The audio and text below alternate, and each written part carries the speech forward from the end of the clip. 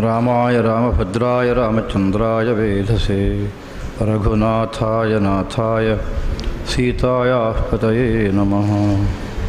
ಶ್ರುತಿಸ್ಮೃತಿಪುರಾಣಾನಾಮಾಲಯಂ ಕರುಣಾಲಯಂ ನಮಾಮಿ ಭಗವತ್ಪಾದಂ ಶಂಕರಂ ಲೋಕಶಂಕರಂ. ಕಲ್ಯಾಣ ವೃಷ್ಟಿಸ್ತವ ಮೊದಲಾದ 3 ಸ್ತೋತ್ರಗಳನ್ನು ನಮ್ಮ ಪ್ರವಾಸಕ್ಕೆ ಬಂದಂತಹ ನಮ್ಮೆಲ್ಲ ಸಹಕಾರಿಗಳು ಸೇರಿ ಸಮರ್ಪಣೆ ಮಾಡಿದ್ದನ್ನು ಕೇಳಿದಾಗ ಕೆಲವರಿಗೆ ಒಂದು ಸ್ವಲ್ಪ ಆಶ್ಚರ್ಯ ಆಗಿರಬಹುದು.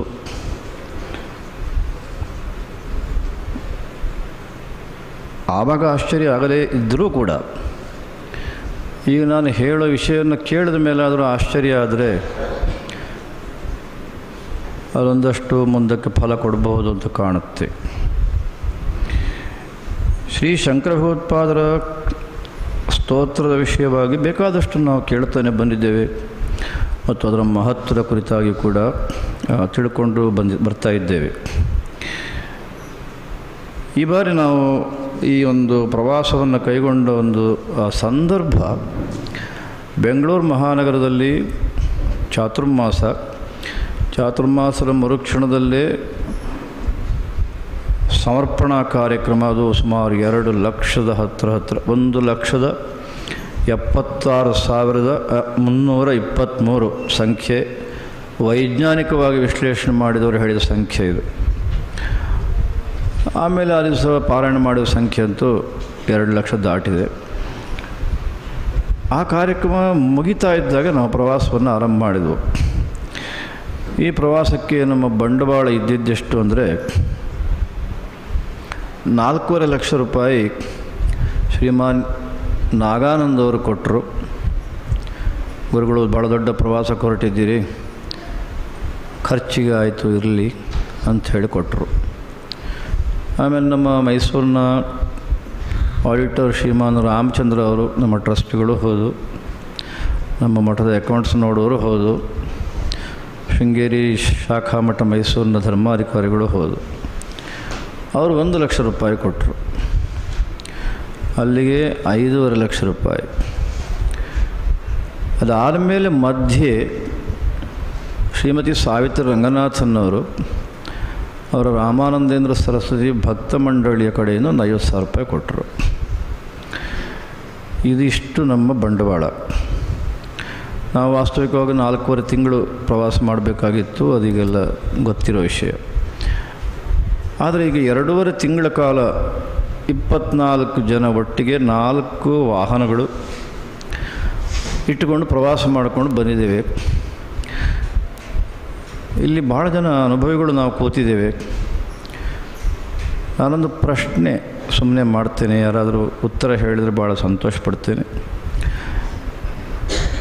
ಈ ಒಂದು ಪ್ರವಾಸಕ್ಕೆ ಎಷ್ಟು ಖರ್ಚಾಗಿರ್ಬೋದು ಅಂತ ಏನಾದ್ರು ನೀವು ಊಹೆ ಮಾಡಿ ಹೇಳಬಲ್ಲರ? ಶ್ರೀಮಾನ್ ಭಾಸ್ಕರ್ ಅವರಿದ್ದಾರೆ, ಬೇರೆಯವರು ಅನುಭವಗಳಿದ್ದಾರೆ. 24 ಜನ 2.5 ತಿಂಗಳ ಕಾಲ, ಅದು ಅರುಣಾಚಲ, ನಮ್ಮ ಪೂರ್ವೋತ್ತರ ಭಾರತದ ತುತ್ತ ತುದಿ. ಅದಾದ ಮೇಲೆ ಈ ಕಡೆ ತ್ರಿಪುರ, ಅದು ಇನ್ನೊಂದು ತುದಿ. ಅಲ್ಲೆಲ್ಲ ಹೋಗಿ ಬಂದಿದೆ. ಎಷ್ಟು ಖರ್ಚಾಗಿರ್ಬೋದು?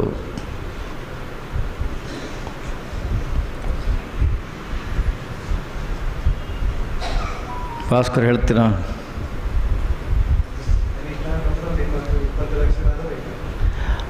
ಎಲ್ಲರೂ ಕೇಳ್ತೋ ಇಲ್ಲೋ ಅವ್ರು ಹೇಳಿದ್ದು. ಅವ್ರು ಹೇಳ್ತಾ ಇದ್ದಾರೆ ಕನಿಷ್ಠ ಒಂದು 25 ಲಕ್ಷ ಆದರೂ ಬೇಕೇ ಬೇಕು ಅಂತ ಹೇಳ್ತಿದ್ದಾರೆ.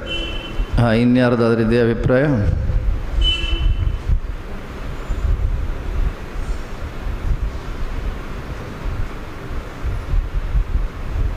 ಯಾರು ಹೇಳೋದಾಗ ಕಾಣ್ತಾ ಇಲ್ಲ, ಸಮಯ ಮುಂದಕ್ಕೆ ಹೋಗುತ್ತೆ.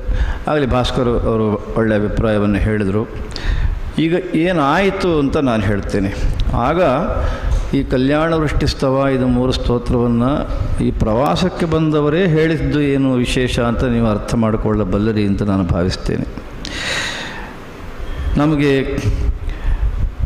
ನಮ್ಮ ಒಟ್ಟಿಗೆ ಬಂದವರ ಸಂಭಾವನೆಯೂ ಸೇರಿಸಿ ಒಟ್ಟು ಖರ್ಚಾದ್ದು ವಾಹನದ ಡೀಸೆಲ್ಲು ಇನ್ನೊಂದು ಮತ್ತೊಂದೆಲ್ಲ ಸೇರಿ ಖರ್ಚಾದ್ದು 7,32,464 ರೂಪಾಯಿ.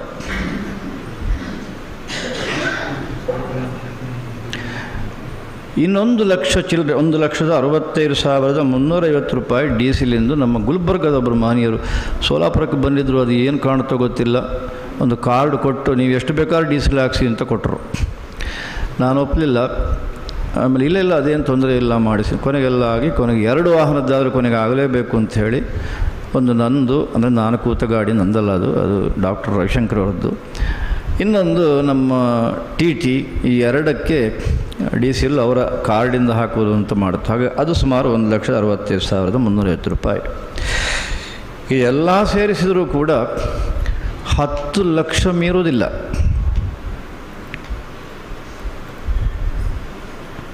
ಇಪ್ಪತ್ತ4 ಜನ 2.5 ತಿಂಗಳು, ಅದೆಷ್ಟು ಕಿಲೋಮೀಟ್ರ್ ಹೇಳಿದ್ರಲ್ಲ, 9,000 ಕಿಲೋಮೀಟ್ರ್ ಹೇಳಿದ್ರಲ್ಲ. ಅಷ್ಟು ಮಾತ್ರ ಅಲ್ಲ, ನೋ ಲಾಸ್ ನೋ ಪ್ರಾಫಿಟ್. ನಾನು ಆರಂಭದ ಬಂಡವಾಳ ನಿಮಗೆ ಹೇಳಿದೆ ನಾನು. ಅದಲ್ಲದೆ ಮಧ್ಯೆ ಅನೇಕರು ಮಹನೀಯರು ಸ್ವಲ್ಪನೇ ಕೊಟ್ಟರು, ಕಾಣಿಕೆ ಕೊಟ್ಟರು, ಭಿಕ್ಷಾ ಸಮರ್ಪಣೆ ಮಾಡಿದರು, ಕೆಲವು ಕಡೆ ಪಾದಪೂಜೆ ಮಾಡಿದರು. ಎಲ್ಲೂ ನಾವೇನು ಅಪೇಕ್ಷೆ ಪಡಲಿಲ್ಲ, ನಾವು ನಮ್ಮ ಪಾಡಿಗಿದ್ದೇವೆ, ಅವ್ರುಗಳೇ ಅದನ್ನು ಮಾಡಬೇಕು ಅಂತ ಮಾಡಿದರು. ಅದೆಲ್ಲ ಸೇರಿದಾಗ ಸುಮಾರು 11 ಲಕ್ಷ ಚಿಲ್ಲರೆ ಕಾಣಿಕೆ ಬಂದಿದ್ದೆಲ್ಲ ಒಟ್ಟು ಸೇರಿಸಿದಾಗ ನಮ್ಮ ಈ ಒಂದು ಪ್ರವಾಸದ ಸಂದರ್ಭದ ಮೊತ್ತ ಆಗುತ್ತೆ. ಖರ್ಚು 10 ಲಕ್ಷ ಹತ್ರ. ಇದು ನಾವು ಮನಸ್ಸಿನಲ್ಲಿ ಇಟ್ಕೊಳ್ಬೇಕಾದ್ದು. ಇಲ್ಲಿ ಪ್ರವಾಸ ಆರಂಭ ಆದಾಗಿನಿಂದ ಇವತ್ತಿನ ತನಕವೂ ಕೂಡ, ಇವತ್ತು ಸೋಮವಾರ, ಇವತ್ತು ಬೆಳಗ್ಗೆ ಪೂಜೆ ಆಗುವಾಗ ಶ್ರೀಮದಾತ್ಮನೇ ಗುಣೈಕ ಸಿಂಧವೇ ನಮಃ ಶಿವಾಯ ಅಂತ ಶುರು ಮಾಡೇ ಬಿಟ್ಟರು. ಇದು ನಿತ್ಯದ ಒಂದು ಕಾರ್ಯ. ನಾನು ಬೆಳಗ್ಗೆ ಪೂಜೆ ಮಾಡಲಿ, ಅಪರೂಪಕ್ಕೆ ಸಂಜೆ ಪೂಜೆ ಮಾಡಲಿ, ಪ್ರತಿಯೊಂದು ಕಡೆಯೂ ಕೂಡ ಕೆಲವರಾದರು, ಎಲ್ಲ ಕಡೆ ಎಲ್ಲರೂ ಭಾಗವಹಿಸೋದಕ್ಕಾಗೋದಿಲ್ಲ. ಮರುಕ್ಷಣದಲ್ಲಿ ನಾವು ಹೊರಡಬೇಕಾದಂಥ ಸಂದರ್ಭ ಎಲ್ಲ ಇದ್ದಾಗ ಎಲ್ಲರೂ ಪೂಜೆ ಕೂತ್ಕೊಂಡ್ರೆ ಮುಂದಿನ ಸಮಯಕ್ಕೆ ಸರಿಯಾಗಿ ಹೋಗೋದಕ್ಕೆಲ್ಲ ಆಗೋದಿಲ್ಲ. ಆದರೆ ಈ ವ್ರತವನ್ನು ಮಾತ್ರ ಬಿಡಲಿಲ್ಲ. ಮಂಗಳವಾರ, ಶುಕ್ರವಾರ ಕಲ್ಯಾಣ ವೃಷ್ಟಿಸ್ತವ ಹೇಳೋದನ್ನು ಬಿಡಲಿಲ್ಲ. ಹಾಗೆ ಭಾನುವಾರ, ಶನಿವಾರ ಮೊದಲಾದ ಸಂದರ್ಭದಲ್ಲಿ ಲಕ್ಷ್ಮೀ ನರಸಿಂಹ ಕರಾವಲಂಬನ ಮತ್ತು ಸೋಮವಾರ ವಿಶೇಷವಾಗಿ ಶ್ರೀಮದಾತ್ಮನೇ ಗುಣೈಕ ಸಿಂಧವೇ ನಮಃ ಶಿವಾಯ ಶಿವಪಂಚಾಕ್ಷರ ನಕ್ಷತ್ರ ಮಾಲ. ನೀವು ನಂಬಿ ಬಿಡಿ, ಅದು ಬೇರೆ ವಿಷಯ. ಅದು ನಾನು ಹೇಳಬೇಕಲ್ಲ ವಸ್ತುಸ್ಥಿತಿಯನ್ನು. ಈ ನೋ ಲಾಸ್ ನೋ ಪ್ರಾಫಿಟ್ ಅನ್ನುವ ಈ ಒಂದು ಸೂತ್ರಕ್ಕೆ ಒಳಪಟ್ಟು ನಮ್ಮ ಈ ಪ್ರವಾಸವನ್ನು ಭಗವಂತ ನೆರವೇರಿಸಿನಲ್ಲ, ಇದು ಕಾರಣ. ಈ 3 ಸ್ತೋತ್ರಗಳು ಅನ್ನೋದು ಮಾತ್ರ ನಾವು ನೆನಪಿಟ್ಟುಕೊಂಡ್ರೆ ಆಗ ಮತ್ತೆ ಉಳಿದಿದ್ದೆಲ್ಲ ಈಗ ನಮ್ಮವರೆಲ್ಲ ಹೇಳಿದ್ದಾಗಲಿ ನಾನು ಮುಂದೆ ಹೇಳೋದಾಗಲಿ ಎಲ್ಲವೂ ಕೂಡ ನಮ್ಮ ಮನಸ್ಸಿಗೆ ಬರೋದಕ್ಕೆ ಸಾಧ್ಯವಿದೆ ಅಂತ ನಾನು ಭಾವಿಸ್ತೇನೆ. ಬರೀ ಬಾಯಿ ಮಾತಲ್ಲ, ಕಲ್ಯಾಣ ವೃಷ್ಟಿ ಹೇಳಿದರೆ ಹೀಗಾಗತ್ತೆ ಹಾಗಾಗತ್ತೆ ಅಂತ ಭಗವತ್ಪಾದರು ಹೇಳಿದರು, ಹಾಗೆ ಹೀಗೆ ಅಂತ. ವಾಸ್ತವವಾಗಿಯೂ ಕೂಡ ಆ ಒಂದು ಅನುಭವ ಅಯೋಮಯ. ನಮಗೆ ಹೊರಡುವಾಗಂತೂ ನಾವು ಅದರ ಬಗ್ಗೆ ಯೋಚನೆ ಮಾಡೋದೂ ಇಲ್ಲ, ಯೋಚನೆ ಮಾಡಿ ಪ್ರಯೋಜನವೂ ಇಲ್ಲ. ಹಾಗಾಗಿ ನಾವು ನಮ್ಮ ಪಾಡಿಗೆ ಆವಾಗ ಏನು ಭಗವಂತ ಒಂದು ನಮಗೆ ಅವಕಾಶ ಮಾಡಿಕೊಡ್ತಾನೋ ಅದನ್ನು ಇಟ್ಕೊಂಡು ನಾವು ಹೊರಟಿದ್ದೇವೆ. ಹಿಂದಿನ ಪ್ರವಾಸವೂ ಹಾಗೆ, ಈ ಪ್ರವಾಸವೂ ಹಾಗೆ. ಆದರೆ ಈ ರೀತಿಯ ಒಂದು ವಿಶೇಷವಾದಂಥ ಅನುಗ್ರಹ ಈ ಸ್ತೋತ್ರದಿಂದ ಆಗುತ್ತೆ ಅನ್ನೋದು ಮಾತ್ರ ನಾವು ಹೆಜ್ಜೆ ಹೆಜ್ಜೆಗೂ ನೆನಪಿಟ್ಟುಕೊಳ್ಬೇಕಾದಂಥ ವಿಷಯ.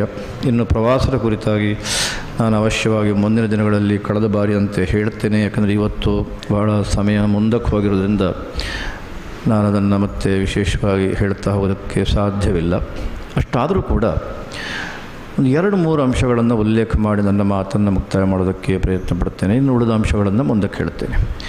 ಮೊದಲನೇದು ಈಗ ಹೇಳಿದಂಥ ಈ ಒಂದು ಮುಂಗೇರ್, ಈ ಒಂದು ಆಶ್ರಮ, ಈಗ ಅವರು ಸ್ವಾಮಿಗಳನ್ನು ನಮಗೆ ತೋರಿಸಿದರು, ನೀವು ಸರಿಯಾಗಿ ನೋಡಿದರೂ ಇಲ್ಲೋ ನನಗೆ ಗೊತ್ತಿಲ್ಲ. ಈ ಮುಂಗೇರ ಆಶ್ರಮವನ್ನು ಅವರು ಹೇಗೆ ಇಟ್ಕೊಂಡಿದ್ದಾರೆ ಅನ್ನೋದು ಕೂಡ ನಾವು ಗಮನಿಸಬೇಕಾದಂಥ ಒಂದು ಅಂಶ. ಈಗ ಪಕ್ಕದಲ್ಲಿರೋ ನಿರಂಜನಾನಂದ ಸರಸ್ವತಿ ಸ್ವಾಮಿಗಳು, ಇವರು ಶಿವಾನಂದ ಪರಂಪರೆಯ, ಋಷಿಕೇಶರ ಶಿವಾನಂದ ಪರಂಪರೆಯ ಸನ್ಯಾಸಿಗಳು. ನಾನು ಆಗಲೇ ಹೇಳಿದೆ ಅವರ ವಿದ್ವತ್ ಎಷ್ಟಿದೆ ಮತ್ತು ಅವರ ಅನುಭವ ಎಷ್ಟಿದೆ ಮತ್ತು ಎಷ್ಟು ದೊಡ್ಡ ಸ್ಥಾನದಲ್ಲಿ ಇದ್ದರು ಇದನ್ನೆಲ್ಲ ಹೇಳಿದೆ. ಆದರೆ ಅವರ ವೇಷ ನೋಡಿ ಹೇಗಿದೆ ಅಂತ. ಅಷ್ಟು ಮಾತ್ರ ಅಲ್ಲ, ಅವರ ಸರಳತೆ ಇದೆಲ್ಲ ನಾವು ವಿಶೇಷವಾಗಿ ಗಮನದಲ್ಲಿಟ್ಕೊಳ್ಬೋದು. ಎಲ್ಲಕ್ಕಿಂತ ಹೆಚ್ಚು ಅವರ ಜೊತೆಗಿರತಕ್ಕಂಥ ಇತರ ಸನ್ಯಾಸಿಗಳಿಗೆ, ಬ್ರಹ್ಮಚಾರಿಗಳಿಗೆ ಭಾಳ ಆಶ್ಚರ್ಯ ಆಗೋಯಿತು. ಕಾರಣ ಏನು ಅಂದರೆ, ನಾನು ಹೇಳಿದ ಹೊತ್ತಿಗೆ ಅಲ್ಲಿಗೆ ತಲುಪಿಬಿಟ್ಟೆ. ಅವರು ಬೇರೆ ಯಾವುದೋ ಕಾರ್ಯಕ್ರಮದಲ್ಲಿದ್ದರು, ಬೇರೆ ಅವರ ಶಿಷ್ಯರನ್ನು ಕಳಿಸ್ಕೊಟ್ಟಿದ್ದರು. ನಮಗೆ ಯಾರು ಪರಿಚಯ ನಾನಿದೆ, ಮೊದಲನೇ ಬಾರಿಗೆ ಹೋಗೋದು. ಅವರನ್ನು ನಾನು ಮಾತನಾಡಿಸಬೇಕು ಅಂತ ಭಾಳ ದಿವಸಗಳಿಂದ ಪ್ರಯತ್ನ ಪಡ್ತಾ ಇದ್ದೆ, ಆಗಲಿಲ್ಲ. ಈ ಬಾರಿ ಅವರ ಆಶ್ರಮದಲ್ಲೇ ಮೇಘಾ ಕಮಲಾಪುರಕರವರು, ಗುಲ್ಬರ್ಗದ ಡಾಕ್ಟ್ರು, ಎಲ್ಲಿಂದಲ್ಲಿ ಸಂಬಂಧ ನೋಡಿ ನೀವು, ಮಂಗೇರು ಬಿಹಾರದಲ್ಲಿರ್ತಕ್ಕಂಥದ್ದು, ಪಾಟ್ನಾದಿಂದ 3-4 ಗಂಟೆ ಪ್ರಯಾಣ. ಮೇಘಾ ಕಮಲಾಪುರಕರವರು ಗುಲ್ಬರ್ಗಾದಲ್ಲಿ. ಆದರೆ ಅಲ್ಲಿ ತನ್ನ ಫೋನ್ ದೂರವಾಣಿ ಮೂಲಕ ಮಾತನಾಡಿ ಆ ಒಂದು ವ್ಯವಸ್ಥೆಯನ್ನು ಮಾಡಿದ್ದರು. ಈ ಸ್ವಾಮಿಗಳು ಆಮೇಲೆ ಎಷ್ಟೊತ್ತಿಗೆ ಬರಲಿ ಅಂತ ಕೇಳಿದರು. ನಾನು ಹೇಳಿದೆ 6:30 ಹೊತ್ತಿಗೆ ಬರಲಿ, ಪರವಾಗಿಲ್ಲ ಅಂತಂದೆ. ಬಂದರು. ಅಷ್ಟೊತ್ತಿಗೆ ನಾನು ಸ್ನಾನ ಮಾಡಿ ಅನುಷ್ಠಾನ, ಅಲ್ಲೆಲ್ಲ ಸ್ವಲ್ಪ ಬೇಗನೆ ಸಂಜೆ ಆಗುತ್ತೆ, ಅನುಷ್ಠಾನ ಮುಗಿಸಿ ನಾನು ಹೊರಗೆ ಬಂದೆ. ನಾನು ಅವರನ್ನು ನೋಡದೇ ಇರೋದ್ರಿಂದ ಸ್ವಲ್ಪ ಯೋಚನೆ ಮಾಡ್ತಾಯಿದ್ದೆ, ಅವರಿಂದ ನನ್ನಿಂದಾಗಿ ನೋವಾಗಬಾರ್ದು ಅಂತ ನಾನು ಇದ್ದೆ. ಹೊರಗೆ ಬರ್ತಾ ಇದ್ದಾಗೆ ಅವರು ನಮಸ್ಕಾರ ಮಾಡಿಬಿಟ್ರು, ದೀರ್ಘದಂಡ ನಮಸ್ಕಾರ ಮಾಡಿದರು. ಅದನ್ನು ಅಕ್ಕಪಕ್ಕದಲ್ಲಿದ್ದವರೆಲ್ಲ ಶಿಷ್ಯರು ಮತ್ತು ಬ್ರಹ್ಮಚಾರಿಗಳೆಲ್ಲ ನೋಡಿ ಅವರು ಕಕ್ಕಾಬಿಕ್ಕಿ ಆಗಿಬಿಟ್ರು. ಎಲ್ಲರೂ ಅವರಿಗೆ ನಮಸ್ಕಾರ ಮಾಡ್ತಾರೆ, ಅವರು ಈ ಥರ ನಮಸ್ಕಾರ ಮಾಡಿಬಿಟ್ರಲ್ಲ ಅಂತ. ಆಮೇಲೆ ಕೂತ್ಕೊಳ್ಳಾಗ ಎಲ್ಲರಿಗೆ ನೀವು ನೋಡಿದ್ರಿ, ಅದನ್ನೆಲ್ಲ ತೋರಿಸಿದ್ದಾರೆ. ಅದು ನಾನು ಬಹಳ ಮುಖ್ಯವಾಗಿ ಹೇಳಬೇಕಾದಂಥ ಅಂಶ. ಈ ನಿರಂಜನಾನಂದ ಸರಸ್ವತಿ ಸ್ವಾಮಿಗಳವರು ನಾವಲ್ಲಿಂದ ಮತ್ತೆ ಹೊರಡುವ ತನಕವೂ ಕೂಡ ಪರಿಪೂರ್ಣವಾಗಿ ನಮ್ಮೊಟ್ಟಿಗೆ ಇದ್ದರವರು. ಭಾಳ ವ್ಯಾಪಕ, ಇಡೀ ದೇಶಾದ್ಯಂತ ಅಷ್ಟೇ ಅಲ್ಲ, ವಿದೇಶಗಳಲ್ಲಿ ಕೂಡ ಅವರ ಈ ಬಿಹಾರ ಸ್ಕೂಲ್ ಆಫ್ ಯೋಗ ಅಂತ ಅವರ ದೊಡ್ಡ ಸಂಸ್ಥೆ ಗ್ರಾಮಗಳಲ್ಲಿದೆ. ಅವರದೊಂದು ವಿಶೇಷ, ಅವರು ನಗರಕ್ಕೆ ಒತ್ತು ಕೊಡೋದಿಲ್ಲ. ಅವರ ಯೋಗ ಕ್ಲಾಸ್ಗಳನ್ನು ನಗರಕ್ಕೆ ಒತ್ತು ಕೊಡೋದಿಲ್ಲ, ಎಲ್ಲ ಗ್ರಾಮಕ್ಕೆ. ಮತ್ತು ಎಲ್ಲೂ ಕೂಡ ಯೋಗ ಕ್ಲಾಸ್ಗಳಿಗೆ ಫೀಸ್ ತಗೊಳ್ಳೋದಿಲ್ಲ. ಇದು ಅತ್ಯಂತ ಗಮನೀಯವಾದ, ಫೀಸ್ ತಗೊಳ್ಳೋದಿಲ್ಲ ಅವರು. ಹಾಗೆ ನಡೆಸ್ಕೊಂಡು ಬಂದವರು ಈ ನಿರಂಜನಾನಂದ ಸರಸ್ವತಿಗಳು. ಇದು ಅವರೇ ಈಗ ಅಲ್ಲಿ ಪೂಜೆ ಮಾಡೋದು ಸಭೆಯಲ್ಲಿ. ಅವರೆಲ್ಲ ಶಿಷ್ಯ ಸಮೂಹ ಈ ಕಡೆ ಮುಂದೆ ಕೂತಿದೆ. ದೇಶ ವಿದೇಶಗಳ ಶಿಷ್ಯರಿದ್ದಾರೆ, ಸುಮಾರು ಒಂದು 300-350 ಸಂಖ್ಯೆಗಿಂತಲೂ ಮೇಲೆ ಇದೆ. ಅವರ ಶಿಸ್ತು ಮಾತ್ರ ಅದು ಶಬ್ದಗಳಲ್ಲಿ ಹೇಳೋದಕ್ಕೆ ಸಾಧ್ಯವಿಲ್ಲ, ಎಷ್ಟರ ಮಟ್ಟಿಗೆ ಅವರ ಶಿಸ್ತಿತ್ತು ಅಂತ. ಮಾತನಾಡೋದಿಲ್ಲ ಅಂತ ಭಾಳ ಹಠಕಟ್ಟಿ ಕೂತರು, ಆದರೆ ನಾನು ಬಿಡಲಿಲ್ಲ. ನೀವು 4 ಮಾತು. ಆಮೇಲೆ ನಾನು ಹೇಳಿದೆ, ನೀವು ಬೇರೆ ಮಾತಾಡೋದು ಬೇಡ, ಭಗವತ್ಪಾದರ ಬಗ್ಗೆ ಮಾತನಾಡಿ ಅಂತ ಹೇಳಿದೆ. ಆಮೇಲೆ ಕೈ ಮುಗಿದ್ರು, ಭಗವತ್ಪಾದರ ಬಗ್ಗೆ ಮಾತನಾಡಬೇಕು ಅಂತ ಹೇಳಿದ್ದಕ್ಕೋಸ್ಕರ ಮಾತನಾಡಿದರು. ಬಹಳ ಮಾತನಾಡಲಿಲ್ಲ, ಭಾಳ ಕಡಿಮೆ ಮಾತೇ ಆಡಿದರು ಅವರು. ಆದರೆ ಅವರ ಒಂದು ಮನಸ್ಸಿನಲ್ಲಿ ಬಂದಂಥ ಒಂದು ಬದಲಾವಣೆಯನ್ನು ನಾನು ವಿಶೇಷವಾಗಿ ಉಲ್ಲೇಖ ಮಾಡಬೇಕು. ನಾನು ಇನ್ನೊಂದು ಸಂದರ್ಭದಲ್ಲಿ ತೋರಿಸ್ತೇನೆ ಅದನ್ನು. ಅವರೊಂದು ಸ್ಫಟಿಕದ ಈಶ್ವರ ಲಿಂಗವನ್ನು ಇಟ್ಕೊಂಡಿದ್ದರು.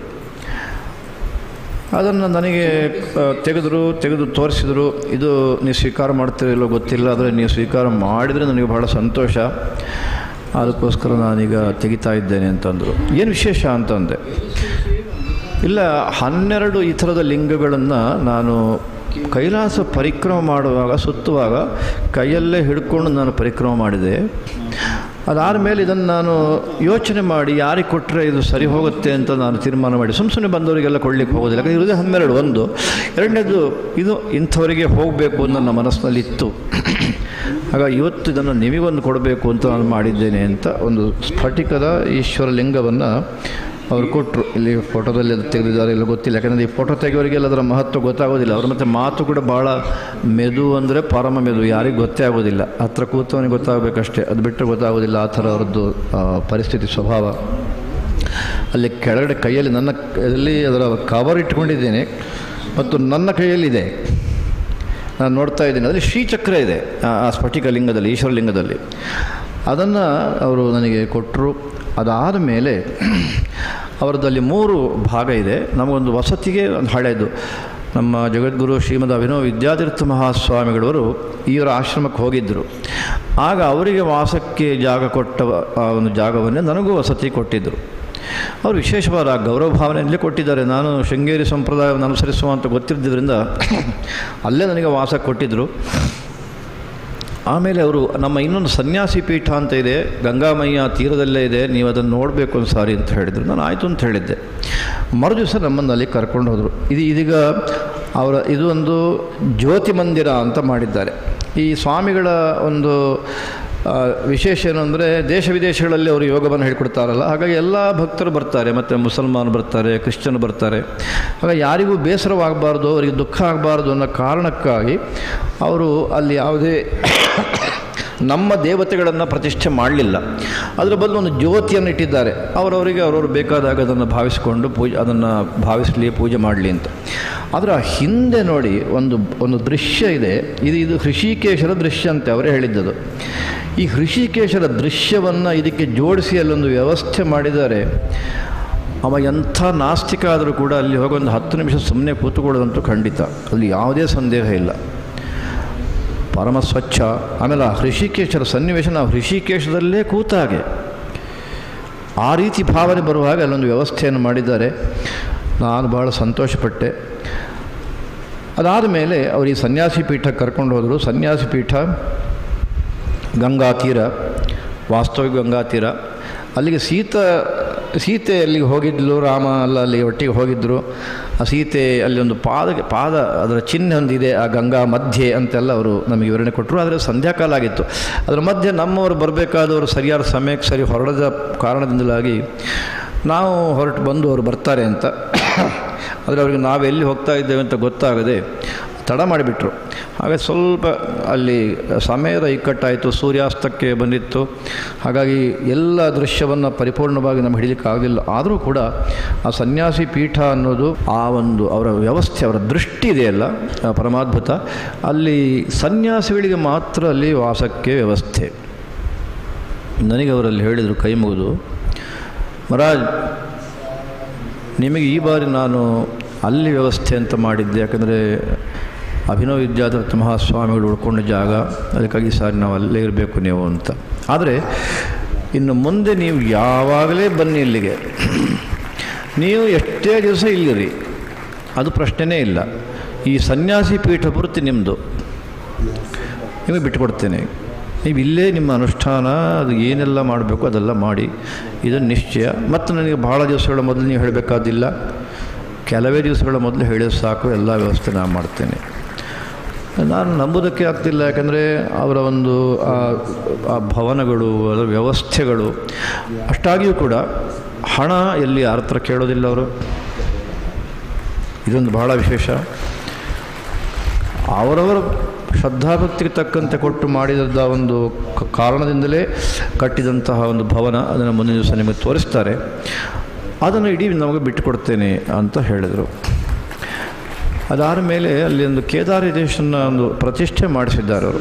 ಅದು ಯಾರೋ ಅವರಿಗೆ ಕೊಟ್ಟ ಲಿಂಗ, ಅದನ್ನು ಅಲ್ಲಿ ಪ್ರತಿಷ್ಠೆ ಮಾಡಿದ್ದಾರೆ. ಅದರ ಬಗ್ಗೆ ಎಲ್ಲ ವಿವರಣೆ ಕೊಟ್ಟರು. ನಾವು ಮೈಸೂರಿನವರು ಇನ್ನೂ ನೆನಪಿಟ್ಟುಕೊಳ್ಬೇಕು, ಎಲ್ಲಿಂದಲ್ಲಿ ಸಂಬಂಧ ಅನ್ನೋದು ಇದನ್ನು ಕೂಡ ನಾವು ಲಘುವಾಗಿ ಪರಿಗಣಿಸೋಂಗಿಲ್ಲ. ಅದರ ಪಕ್ಕದಲ್ಲಿ ಒಂದು ಪಂಚಮುಖಿ ಗಣಪತಿ ಮಂದಿರ, ಅಲ್ಲಿ ಕರ್ಕೊಂಡು ಹೋದ್ರು. ನನಗೆ ಹೋಗಿ ಹೇಳಿದರು, ಮಹಾರಾಜ್ ಈ ಗಣಪತಿ ಇದೆಯಲ್ಲ ಇದು ವಿಶೇಷವಿದೆ ಅಂದರು. ಹಾಂ ಹೇಳಿ ಅಂತಂದೆ ನಾನು. ನೋಡಿ ನೀವು ಮೈಸೂರಿನ ತಾನೇ ಬಂದಿದ್ದು ಅಂತಂದರು. ಹೌದು ಅಂತಂದೆ. ಇದು ಮೈಸೂರಿನ ಮಹಾರಾಜರ ಹತ್ರ ಇತ್ತಿದ್ದು, ಮೈಸೂರು ಮಹಾರಾಜರು ನನಗೆ ಕೊಟ್ಟಿದ್ದಿದ್ದು ಅಂತ ಪಂಚಮುಖಿ ಲೋಹದ ಒಂದು ಗಣಪತಿಯ ವಿಗ್ರಹವನ್ನು ತೋರಿಸಿ ಅತ್ಯಂತ ಸಂತೋಷದಿಂದ ಮಹಾರಾಜರನ್ನು ನೆನಪು ಮಾಡಿಕೊಂಡ್ರು. ಅದರ ಜೊತೆಗೆ ನನಗೆ ಅದರ ವೈಶಿಷ್ಟ್ಯವನ್ನೆಲ್ಲ ಹೇಳಿದರು. ಕೇದಾರನಾಥೇಶ್ವರನ ಒಂದು ವಿಚಾರವಾಗಿ ಹೇಳಿದಾಗ ನನಗೆ ಒಂದು ಮನಸ್ಸಿಗೆ ಬಂತು. ನಾನು ಅದನ್ನು ಯಾರಿಗೆ ಹೇಳಲಿಲ್ಲ, ಸುಮ್ಮನೆ ಇಟ್ಕೊಂಡೆ. ಅದಾದಮೇಲೆ ರಾತ್ರಿ ವಾಕಿಂಗ್ ಮಾಡುವಾಗ ನಾನು ವೆಂಕಟರಮಣ ಭಟ್ರಿಗೆ ಹೇಳಿದೆ, ಹೀಗೊಂದು ವಿಚಾರ ಹೇಳಿದ್ದರು, ನಾಳೆ ನಮ್ಮ ಗುರುಗಳು ಒಪ್ಪಿಕೊಟ್ರೆ ಇವ್ರ ಹತ್ರ ನಾನು ಅದನ್ನು ಪ್ರಸ್ತಾಪ ಮಾಡಬೇಕು ಅಂತಿದ್ದೇನೆ ಅಂತ ಹೇಳಿದೆ. ಮರು ದಿವಸ ಅವರು ಬಂದಾಗ ನಾನು ಪ್ರಸ್ತಾಪ ಮಾಡಿದೆ. ಏನು ವಿಷಯ ಅಂತಂದರೆ, ನಾನು ಅವ್ರಿಗೆ ಹೇಳಿದೆ, ನೋಡಿ ನೀವು ಕೇದಾರೇಶ್ವರನ ಬಗ್ಗೆ ಹೇಳಿದ್ರಿ, ಕೇದಾರನಾಥಕ್ಕೆ ಹೋಗಬೇಕು ಅಂತ ನಾನು ಯೋಚನೆ ಮಾಡ್ತಾ ಇದ್ದೇನೆ. ಬಹಳ ದಿವಸಗಳಿಂದ ಇದೆ ಆ ಯೋಚನೆ. ಆದರೆ ಸುಮ್ಮನೆ ನಾನು ಕೇದಾರನಾಥಕ್ಕೆ ಹೋಗೋದಿಲ್ಲ. ನಾನು ಶಂಕರರ ಉಪದೇಶವನ್ನು ತಲೆಯಲ್ಲಿ ಹೊತ್ತುಕೊಂಡೇ ಅಲ್ಲಿಗೆ ಹೋಗೋದಾದರೆ ಇದು ನಿರ್ಣಯ.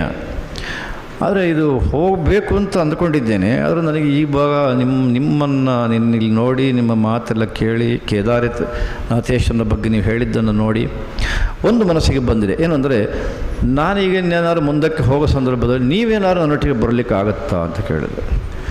ಅರೆ ಎಲ್ಲರಿದೆಯಾ, ನನ್ನ ಭಾಗ್ಯ ಅಂದರು. ಆಶ್ಚರ್ಯ ಆಗೋಯ್ತು ನನಗೆ. ಆಮೇಲೆ ಹೇಳಿದರು ಅವರು, ಯಾವಾಗ ಹೋಗಬೇಕು ಅಂತ ಇದ್ದೀರಾ ನೀವು ಅಂತ ಕೇಳಿದ್ರು. ಇಲ್ಲ, ಇನ್ನೂ ತೀರ್ಮಾನ ಮಾಡಲಿಲ್ಲ, ಹೋಗಬೇಕು ಅಂತ ಇದೆ. ಮೊದಲಿಗೆ ಶಂಕರ ಭಗವತ್ಪಾದರ ಉಪದೇಶವನ್ನು ಇದು ಮಾಡಬೇಕಲ್ಲ ಅಂತ ಅವರಿಗೆ ಅದು ಯಾಕೆ ಬಂತು ಅಂತ ಹಿನ್ನೆಲೆ ಎಲ್ಲ ಅವರಿಗೆ ಹೇಳಿದೆ. ಅವರು ಕೇಳಿಕೊಂಡ್ರು. ಆಮೇಲೆ ಹೇಳಿದರು, ನೀವು ಏನು ಬೇಕಾದ್ರೂ ಯಾವಾಗ ಬೇಕಾದ್ರೂ ಯೋಚನೆ ಮಾಡಿ, ಇದಕ್ಕೂ ನನಗೇನು ಬಹಳ ಮೊದಲೇ ಹೇಳಬೇಕಾದಿಲ್ಲ, ಕೆಲವೇ ದಿನಗಳ ಮೊದಲು ಹೇಳಿ, ನಿಮಗೆಲ್ಲ ವ್ಯವಸ್ಥೆಯನ್ನು ಕೇದಾರನಾಥಕ್ಕೆ ಹೋಗೋದನ್ನು ನಾನು ಮಾಡ್ತೇನೆ, ನಾನು ಜೊತೆಗಿರುತ್ತೇನೆ. ನಾ ಹೇಳಿದೆ, ನೀವು ಜೊತೆಗಿರೋದಷ್ಟೇ ಅಲ್ಲ, ನೀವು ಹಿಮಾಲಯದಲ್ಲಿ ಬಹಳ ವರ್ಷ ಇದ್ದೀರಿ, ಈಗ ನನಗೆ ನೀವು ಹಿಮಾಲಯದ ಪರಿಚಯವನ್ನು ಸರಿಯಾಗಿ ಮಾಡಿಕೊಡಬೇಕು, ಇದು ಒಂದು. ಎರಡನೇದು, ಹಿಮಾಲಯದಲ್ಲಿರ್ತಕ್ಕಂಥ ಮಹಾತ್ಮರು ಮತ್ತು ಅವರ ಒಂದು ಸಂದರ್ಭ, ಅವರ ಜೊತೆ ಸಂವಾದ ಮಾಡೋದಕ್ಕೆ ಅವಕಾಶವನ್ನು ಮಾಡಿಕೊಡಬೇಕು, ಇದು ಎರಡನೇದು. ಇದು ಎರಡಕ್ಕಾಗಿ ನಾನು ನಿಮ್ಮನ್ನು ಒಟ್ಟಿಗೆ ಬರಬೇಕು ಅಂತ ಅಪೇಕ್ಷೆ ಪಡೋದು. ಸಂದೇಹವೇ ಇಲ್ಲ, ನಾನು ಪೂರ್ತಿ ನಿಮ್ಮೊಟ್ಟಿಗೆ ಇರ್ತೇನೆ, ಯಾವ ಚಿಂತೆ ಮಾಡಬೇಡಿ, ನನಗೆ ನೀವು ಹೇಳಿ ನಾನು ನಿಮ್ಮೊಟ್ಟಿಗೆ ಬರ್ತೇನೆ ಅಂತಂದರು. ಅದಾದ ಮೇಲೆ ಕಾಶ್ಮೀರದ ಬಗ್ಗೆ ಅವ್ರ ಹತ್ರ ಕೇಳಿದೆ. ಸನ್ಯಾಸಿಗಳ ಸಮಾವೇಶವನ್ನು ಮಾಡಬೇಕು ಅಂತ ಮಾಡ್ತಾ ಇದ್ದೇವೆ, ನೀವು ಯಾರನ್ನಾರು ಪ್ರತಿನಿಧಿಗಳನ್ನು ಕಳಿಸ್ಲಿಕ್ಕಾಗತ್ತಾ ಅಂತ ಕೇಳಿದೆ. ಅವರು ಯಾವುದಕ್ಕೂ ಒಪ್ಪದವರು ಮರುಕ್ಷಣದಲ್ಲಿ ನೀವು ಹೇಳಿದ ಮೇಲೆ ಮುಗಿಯಿತು, ನಾನು ಯಾರು ಕಳಿಸ್ತೇನೆ ಅಂತಂದರು. ನನಗದು ನಂಬೋದಕ್ಕೆ ಆಗಲಿಲ್ಲ. ಅವರನ್ನು ಒಬ್ಬರು ಬಹಳ ದೊಡ್ಡ ಮನುಷ್ಯ, ಅವರು ಚೀಫ್ ಮಿನಿಸ್ಟರ್ ಪ್ರೈವೇಟ್ ಸೆಕ್ರೆಟರಿ ಆಗಿ ಕೆಲಸ ಮಾಡಿ ಭಾಳ ಪ್ರಸಿದ್ಧ, ಮತ್ತು ಶಂಕರ ಬಗ್ಗೆ ಅಪಾರವಾದಂಥ ಒಂದು ಕೆಲಸವನ್ನು ಮಾಡ್ತಾ ಇರ್ತಕ್ಕಂಥವ್ರು. ಅವರು ಇವರನ್ನು ನೂರಾರು ಬಾರಿ ಕೇಳಿದಾರಂತೆ, ಬನ್ನಿ ಈ ಕಾರ್ಯಕ್ರಮಕ್ಕೆ, ಬನ್ನಿ ಈ ಕಾರ್ಯಕ್ರಮಕ್ಕೆ ಅಂತ.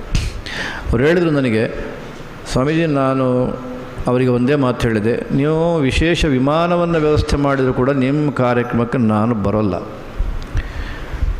ಯಾಕೆ ಅಂತಂದರೆ ಅದರಲ್ಲಿ ಅವರು ರಾಜಕೀಯದವ್ರನ್ನ ಸೇರಿಸ್ಕೊಳ್ತಾರೆ, ಹಾಗಾಗಿ ನಾನು ಒಪ್ಪೋದಕ್ಕೆ ತಯಾರಿಲ್ಲ, ನಾನು ಹೋಗೋದು ಇಲ್ಲ, ನಾನು ಆ ಥರ ಇಟ್ಕೊಳ್ಳೂ ಇಲ್ಲ, ಹಾಗಾಗಿ ನಾನು ಬರೋದಿಲ್ಲ ಅಂತ ಹೇಳ್ತೇನೆ. ಆದರೆ ನೀವು ಇವಾಗ ಹೇಳಿದ್ರಲ್ಲ, ಇದು ಖಂಡಿತವಾಗಿ ನಾನು ಕಳಿಸಿಕೊಡ್ತೇನೆ, ನೀವು ದಿನಾಂಕ ಇದೆಲ್ಲ ಹೇಳಿಬಿಡಿ, ಅದನ್ನು ಚಿಂತೆ ಬೇಡ ಅಂತ ಅವರು ಅಂದರು. ಅದಾದ ಮೇಲೆ ತ್ರಿಪುರಾದಲ್ಲಿ ಒಂದು ಘಟನೆ ಆಗಿತ್ತು. ತ್ರಿಪುರಾದಲ್ಲಿ ನಮ್ಮ ವಿದ್ವಾಂಸರೊಬ್ಬರು ತಿರುಪತಿಯಿಂದ ಬಂದಿದ್ದರು. ಅವರು ನಾನಾ ದಿವಸ ಆಶೀರ್ವಚನ ಕೊಡಬೇಕಾಗಿತ್ತು, ನಾನು ನನ್ನ ಪಾಡಿ ಕಾರಿಗೆ ಹತ್ತಿರಕ್ಕೆ ಅಂತ ಹೊರಟ್ರೆ ಸತೀಶ್ ಭಟ್ರು ಬರ್ತಾರಂತೆ ಅಂದರು ಶ್ರೀಧರವೇಡಿಯವರು. ಇವ್ರು ಯಾಕೆ ಬರ್ತಾರೆ, ನನ್ನ ಅರೆ ಬರೆ ಹಿಂದಿಯಲ್ಲಿ ಕೇಳಿ ಇವರು ವಿದ್ವಾಂಸರು ಬೇರೆ, ಅಯ್ಯೋ ರಾಮ ಈ ಸ್ವಾಮಿಗಳ ಅವಸ್ಥೆ ಅಂತ ಅವ್ರು ಯಾಕೆ ಇನ್ನು ತಿಳ್ಕೊಳ್ತಾರೋ ಏನೋ, ಅವಾಯ್ಡ್ ಮಾಡೋಣ ಅಂತ ಅವ್ರನ್ನ ಬೇಡ ಅಂತ ಮಾಡಿಬಿಡೋಣ ಅಂತ 3-4 ಸಾರಿ ಯೋಚನೆ ಮಾಡಿದೆ. ಅವ್ರು ನನಗಿಂತ ಮೊದಲು ಕಾರಣ ಹತ್ರ ಇದ್ದಾರೆ, ಇನ್ನು ಅಲ್ಲಿಂದ ನೀವು ಬರೋದು ಬೇಡ ಅಂತ ಹೇಳಿಬಿಟ್ರೆ ಬೇಸರ ಪಡ್ತಾರೇನೋ ಅಂತ ಹೇಳಿದೆ. ಸರಿ ಅಂಥೇಳಿ ಕೂತವರು ಭಾಳ ನಮ್ಮ ಎಲ್ಲ ವೇದಾಂತ ಭಾರತೀಯ ಕಾರ್ಯಕ್ರಮದಲ್ಲಿ ಭಾಗವಹಿಸುವಂಥ ಒಳ್ಳೆಯ ವಿದ್ವಾಂಸರು ಅವರು, ಅದರಲ್ಲಿ 2 ಮಾತೇ ಇಲ್ಲ. ಆದರೆ ನನಗೆ ಬಹಳ ಮುಖ್ಯವಾಗಿ ಬೇಕಾಗಿದ್ದು ಅವರು ನನ್ನ ಆಶೀರ್ವಚನ ಕೇಳಬಾರ್ದು ಅಂತ ಇತ್ತು ನನಗೆ. ಅವ್ರು ಕೂತು ಬಂದಿದ್ದರು, ಬಂದ ಶುರುವಾಯಿತು, ಮಾತಾಯಿತು. ಮರುಕ್ಷಣದಲ್ಲಿ ಒಂದು 2 ನಿಮಿಷ ಆಗಿರ್ಬೋದು ಅಷ್ಟೇ, ತಕ್ಷಣ ಏಕಾಏಕಿ, ಗುರುಗಳೇ ಒಂದು ನಿವೇದನೆ ಇದೆ ನಂದು, ಇದನ್ನು ನಡೆಸಿಕೊಡೋದು ತಮಗೆ ಬಿಟ್ಟಿದ್ದು, ಆದರೆ ನೀವು ನಡೆಸಿಕೊಡಬೇಕು ಅಂತ ನಾನು ವಿಶೇಷವಾಗಿ ಅಪೇಕ್ಷೆ ಪಡುತ್ತೇನೆ ಅಂದರು. ತ್ರಿಪುರಾದಲ್ಲಿ ಬಂದಿದೆ ಅಂತದಪ್ಪ ಇವರದ್ದು ಅಪೇಕ್ಷೆ ಅಂತ ನಾನು ಭಾಳ ಯೋಚನೆ ಮಾಡಿದೆ. ಆಮೇಲೆ ಅವರು ಮುಂದುವರಿಸಿ ಹೇಳಿದರು, ಇನ್ನೇನಿಲ್ಲ, ಈಗ ಈ ಶಂಕರ ಭಗವತ್ಪಾದರ ಬಗ್ಗೆ ಒಂದು ಡಾಕ್ಯುಮೆಂಟ್ರಿ ಮಾಡಬೇಕು ಅಂತ ಮನಸ್ಸಿಗೆ ಬಂದಿದೆ ನನಗೆ. ಅದನ್ನು ಇನ್ನು ಯಾರಿಗೆ ಹೇಳಿದ್ರು ಅದೇನು ಎಷ್ಟರ ಮಟ್ಟಿಗೆ ಆಗುತ್ತೋ ಬಿಡುತ್ತೋ ಗೊತ್ತಿಲ್ಲ, ಆದರೆ ತಾವೇನಾದ್ರು ಮನಸ್ಸು ಮಾಡಿ ಅದನ್ನು ಮಾಡ್ತೇವೆ ಅಂತ ಒಪ್ಕೊಂಡ್ರೆ ಬಹುದೊಡ್ಡ ಒಂದು ಕಾರ್ಯ ದೇಶದ ದೃಷ್ಟಿಯಿಂದ ಆಗುತ್ತೆ, ಮತ್ತು ನಾನು ತಮ್ಮೊಟ್ಟಿಗೆ ಇರ್ತೇನೆ ಅಂತ ಹೇಳಿದರು. ನಾನೇನು ಹೇಳಲಿಲ್ಲ, ಸುಮ್ಮನೆ ಕೇಳಿದೆ. ಆಮೇಲೆ ಸ್ವಲ್ಪ ಸಂದೇಹ ಆಯಿತು. ಬಂದ ಮೇಲೆ ಸ್ವಲ್ಪ ಪ್ರಾರ್ಥನೆ ಮಾಡಿ ನೋಡಿದೆ, ಸ್ನಾನ ಎಲ್ಲ ಆದಮೇಲೆ ನೋಡಿದರೆ ಹೌದು ನೀನು ಒಪ್ಕೊಳ್ಬೇಕು ಅಂತ ಆಯಿತು. ಸರಿ, ಮರುದಿವಸ ಬೆಳಗ್ಗೆ ಪೂಜೆ ಮುಗಿತಾ ಇದ್ದಾಗ ಬಂದಿದ್ದರು. ನಾನು ಹೇಳಿದೆ, ಸತೀಶ್ ಭಟ್ರೆ ನೀವು ಹೇಳಿದ್ದನ್ನು ಒಪ್ಕೊಂಡ್ಬಿಟ್ಟೆ ನಾನು ಅಂತಂದೆ. ಮುಖ ಅವರದ್ದು 4 ಪಟ್ಟು ದೊಡ್ಡದಾಯಿತು. ಇದೊಂದು ಘಟನೆ ಆಗಿತ್ತು. ಡಾಕ್ಯುಮೆಂಟ್ರಿ ಆಗಬೇಕು ಅಂತ ಮತ್ತಿನ್ನು ಕಾಯೋ ಪ್ರಶ್ನೆ ಇಲ್ಲ. ತ್ರಿಪುರಾದಿಂದಲೇ ಶುರು ಅಂತ ಹೇಳಿದ್ರು, ನಾವು ತ್ರಿಪುರಾದಿಂದಲೇ ಆರಂಭ ಮಾಡಿದ್ವಿ. ಡಾಕ್ಯುಮೆಂಟ್ರಿ ಬಗ್ಗೆ ಏನೆಲ್ಲ ಮಾಡಬೇಕು ಆ ಕೆಲಸ ಶುರು ಮಾಡಿದೆವು. ಈ ಸ್ವಾಮಿಗಳನ್ನು ಬಿಡಲಿಲ್ಲ ನಾನು. ನಿರಂಜನಾನಂದ ಸರಸ್ವತಿ ಸ್ವಾಮಿಗಳನ್ನು ಡಾಕ್ಯುಮೆಂಟ್ರಿ ಬಗ್ಗೆ ಹೇಳಿದೆ. ಅವರ ಒಂದು ಸಂತೋಷವನ್ನು ವ್ಯಕ್ತಪಡಿಸಲಿಕ್ಕೆ ಯಾವ ಕ್ಯಾಮರಾಮ್ಯಾನಿಗೂ ಸಾಧ್ಯವೇ ಇಲ್ಲ, ಶಬ್ದಗಳಲ್ಲಂತೂ ಬಿಡಿ ಹೇಳಲಿಕ್ಕೆ ಸಾಧ್ಯವೇ ಇಲ್ಲ. ಅಂಥ ಸಂತೋಷ ಆಗೋಯಿತು. ಅವ್ರು ಹೇಳಿದರು, ಸ್ವಾಮೀಜಿ ಈ ಕೆಲಸಕ್ಕೆ ನಿಮಗೆ ಏನು ಸಹಕಾರ ಬೇಕು, ನನ್ನ ಕಡೆಯಿಂದ ಪರಿಪೂರ್ಣವಾಗಿದೆ, ನೀವು ಹೇಳಿ ಏನು ಮಾಡಬೇಕು ಅಂತ ಹೇಳಿ, ನಮ್ಮ ಕಡೆಯಿಂದ ಏನಾಗಬೇಕು ಅಂತೇಳಿ ನಾವೆಲ್ಲ ನಿಮಗೆ ಸಹಕಾರ ಕೊಡ್ತೇವೆ. ಅಂತ ಹೇಳಿದರು. ಇದು ಇನ್ನೊಂದು ಈ ಮೊಂಗೇರ್ ಅನ್ನತಕ್ಕಂಥ ಈ ಊರಿನಲ್ಲಿ ಆದಂಥ ಒಂದು ಅನುಭವ. ಇನ್ನು ಉಳಿದಂತೆ ನಾನು ಉಳಿದ ಸಂದರ್ಭದಲ್ಲಿ ಇದನ್ನು ಹೇಳುವಂಥ ಪ್ರಯತ್ನವನ್ನು ಮಾಡ್ತೇನೆ. ಹಾಗಾಗಿ ಈಗ ಒಂದು ಡಾಕ್ಯುಮೆಂಟ್ರಿ ಇದೊಂದು ಜವಾಬ್ದಾರಿಯನ್ನು ತ್ರಿಪುರಾದಿಂದಲೇ ಹೊತ್ಕೊಂಡು ಬಂದೆ. ಅದು ಕೆಲಸ ಅಲ್ಲಿಂದ ನಿರಂತರವಾಗಿ ಒಂದು ಕಡೆಯೂ ಕೂಡ ಅದಕ್ಕೆ ವಿಚ್ಛಿತ್ತಿ ಅಥವಾ ಲೋಪ ಇಲ್ಲ, ಇಂಥ ರಾಜ್ಯದ ನಮಗೆ ಆಗೋದಿಲ್ಲ ಅಥವಾ ಇದು ಬೇಡ ಈ ಕೆಲಸ ಹಾಗೆ ಒಂದು ಕಡೆ ಇಲ್ಲ. ಎಲ್ಲರೂ ಸಂತೋಷಪಟ್ಟು ಆ ಬಿಹಾರದಂಥವ್ರು, ಬಿಹಾರ ಇದೆ ಪಾಟ್ನಾದಲ್ಲಿ ಮೊದಲನೇ ಬಾರಿ ನಾವು ಕ್ಯಾಂಪ್ ಮಾಡಿದ್ದು. ಅಲ್ಲಿ ಕ್ಯಾಂಪ್ ಮಾಡಿದ್ದು Bihar association Bihar administrative service ಅಂದರೆ ಇಲ್ಲಿ ನಮ್ಮದು KS ಇರುತ್ತಲ್ಲ ಹಾಗೆ ಅವರದ್ದು ಅಲ್ಲಿ BAS, ಅದರ ಎಂಪ್ಲಾಯೀಸ್ ಅಸೋಸಿಯೇಷನ್ ಒಂದು ಬಿಲ್ಡಿಂಗ್ನಲ್ಲಿ ನಾವು ಅಲ್ಲಿ ಉಳ್ಕೊಂಡಿದ್ದು. ಸುಧೀರ್ ಇವರಿಬ್ಬರು ನಮಗೆ ಅಲ್ಲಿ ಪರಿಚಯ ಮತ್ತು ವ್ಯವಸ್ಥೆಯನ್ನು ಮಾಡಿದ್ದು. ಅದಕ್ಕೆ ಕಾರಣ WHO ಸುಬ್ರಹ್ಮಣ್ಯ ಅವರು, ಡೆಲ್ಲಿಯಿಂದ, ಕೋಲಾರದವರು. ಇದು ಅಷ್ಟೇ, ಎಲ್ಲಿಂದ ಎಲ್ಲಿಗೆ ಸಂಬಂಧ ಅಂತ ನೀವು ಯೋಚನೆ ಮಾಡಿ. ಅವರು ಕೋಲಾರದವರು, ಡೆಲ್ಲಿಯಲ್ಲಿ WHO 3ನೇ ಸ್ಥಾನದಲ್ಲಿದ್ದಾರೆ. ಅವರು ಮಾಡಿದ್ದು ಪಾಟ್ನಾದಲ್ಲಿ. ಅವರು ಪರಿಚಯದ ಪ್ರಶ್ನೆಯಲ್ಲಿ ಬಂತು. ನನ್ನ ಕರ್ತವ್ಯ ನಾನು ಹೇಳಬೇಕು ಅಂತ ಅವರಿಗೆ ಹೇಳಿದೆ. ಅವರಿಷ್ಟು ಸಂತೋಷಪಟ್ಟಿದ್ದಾರೆ. ಆ ಇಬ್ಬರೂ ಕೂಡ ಈ ಡಾಕ್ಯುಮೆಂಟ್ರಿ ದೃಷ್ಟಿಯಿಂದ ಪರಿಪೂರ್ಣವಾಗಿ ನಾವು ಸಹಕಾರ ಕೊಡ್ತೇವೆ ಅಂದರು. ಕಾಶಿಗೆ ಬಂದು, ಕಾಶಿಯಲ್ಲಿ ಒಬ್ಬರು ಯಜ್ಞನಾರಾಯಣ ಅಂಥೇಳಿ ಅವ್ರ ಹಿಂದೆ ನಮ್ಮ ಸೌಂದರ್ಯರಿಗೆಲ್ಲ ಸಹಕಾರ ಮಾಡಿದರು. ಆದರೆ ಅವರಿಗೆ ಬಿಡುವೇ ಇಲ್ಲ. ಆ ಕಡೆಯಿಂದ ಪೌರೋಹಿತ್ಯ, ಈ ಕಡೆಯಿಂದ ಪಾಠ, ಇನ್ನೊಂದು ಮತ್ತೊಂದು ಅದರೊಂದು ಎಲ್ಲ. ನಾನು ಅವರಿಗೆ ಕೇಳಿದೆ, ಇಲ್ಲಿ ಕಾಶಿ ಇದು ಶಂಕರ ಭಗವತ್ಪಾದರ ದೃಷ್ಟಿಯಿಂದ ಅತ್ಯಂತ ಮುಖ್ಯವಾದ ಕ್ಷೇತ್ರ, ಇಲ್ಲಿ ನಾವು ಡಾಕ್ಯುಮೆಂಟ್ರಿಗೆ ಬರ್ತೇವೆ, ನಮಗೆ ಸಹಕಾರ ಕೊಡೋ ದೃಷ್ಟಿಯಿಂದ ಯಾರನ್ನು ನೀವು ಹೇಳ್ತೀರಾ ಅಂತ ಕೇಳಿದೆ. ನಾನೇ ಇದ್ದೀನಲ್ಲ ಅಂದ್ಬಿಟ್ರು ಅವರು. ಶ್ರೀಧರ ಎರಡೆ ಮಕ ನೋಡ್ತಾ ಇದ್ದಾರೆ. ಇದು ಒಳ್ಳೆ ಚಮತ್ಕಾರ ಆಗೋಯ್ತಲ್ಲ. ಇದು ನಾವು ಕೇಳಿದರೂ ಇರುವ ಒಬ್ಬ ಮನುಷ್ಯ ಅಲ್ಲ. ಈಗ ನಾನೇ ಇದ್ದೀನಲ್ಲ ಅಂತ ಕೈ ಹೀಗೆ ಮಾಡಿ ತೋರಿಸ್ತಾರೆ, ನಗ್ತಾರೆ, ಅಭಿನಯ ಮಾಡ್ತಾರೆ. ಸರಿ ಆಯಿತು ಅಂತ ಸಂತೋಷಪಟ್ಟೆ. ಆಮೇಲೆ ಅವರು ಹೇಳಿದರು, ಆದರೆ ನಾನು ಕಾಶಿದ್ದು ಮಾತ್ರ ನಾನು ಮಾಡಿಕೊಡ್ತೇನೆ, ಯಾಕೆಂದರೆ ನನಗೆ ಸ್ವಲ್ಪ ಸಮಯದ ಅಭಾವ ಇದೆ. ಉತ್ತರ ಪ್ರದೇಶದ ಬೇರೆ ಭಾಗವನ್ನು ನೀವು ಬೇರೆಯವ್ರ ಮೂಲಕ ಮಾಡಿದರೆ ಭಾಳ ಒಳ್ಳೆಯದು. ನಾನು ಅಲ್ಲಿಗೂ ಪ್ರಯತ್ನ ಪಡ್ತೇನೆ, ಆದರೆ ಕಾಶಿದ್ದು ನಾನೇ ಮಾಡಿಕೊಡ್ತೇನೆ ಅಂತಂದು. ಹೀಗೆ ಈ ಡಾಕ್ಯುಮೆಂಟ್ರಿ ದೃಷ್ಟಿಯಿಂದ ನಿರಂತರವಾಗಿ ಮತ್ತು ಮುಂದುವರಿಯಿತು. ಹಾಗಾಗಿ ಇದು 2ನೇದ್ದು. ಇನ್ನು ಸೌಂದರ್ಯಲಹರಿ ಮತ್ತು ನಮ್ಮ ಸ್ತೋತ್ರ ದೃಷ್ಟಿಯಿಂದ 2ನೇ ಬಾರಿಯ ಪ್ರವಾಸ, ಇದನ್ನು ನಾವು ಅಂಡರ್ಲೈನ್ ಮಾಡಬೇಕು. ಪೂರ್ವೋತ್ತರ ಈಶಾನ್ಯಕ್ಕೆ ನಾವು ಹೋದ್ದು. ಅಸ್ಸಾಮಿನಲ್ಲಿ ನಾವು ಇನ್ನು ಎಷ್ಟು ಸಾರಿ ಅಂತ ಅಸ್ಸಾಮಿಗೆ ಬರೋದು, ಅಲ್ಲದೆ ಬೇರೆ ಬೇರೆ ರಾಜ್ಯಗಳಿಗೆ ಅಲ್ಲಿ ಹೋಗೋದು, ನಮ್ಮ ವಿಚಾರವನ್ನು ಹೇಳಿಬಿಡೋದು. ಅವರು ಒಪ್ಪಲಿ ಬಿಡಲಿದ ಆಮೇಲಿನ ಪ್ರಶ್ನೆ ಅಂತ ಹೇಳಿತು. ಯೋಚನೆ ಮಾಡಿ ಪ್ರಾರ್ಥನೆ ಮಾಡಿ ಹೇಳಿಬಿಟ್ಟೆ.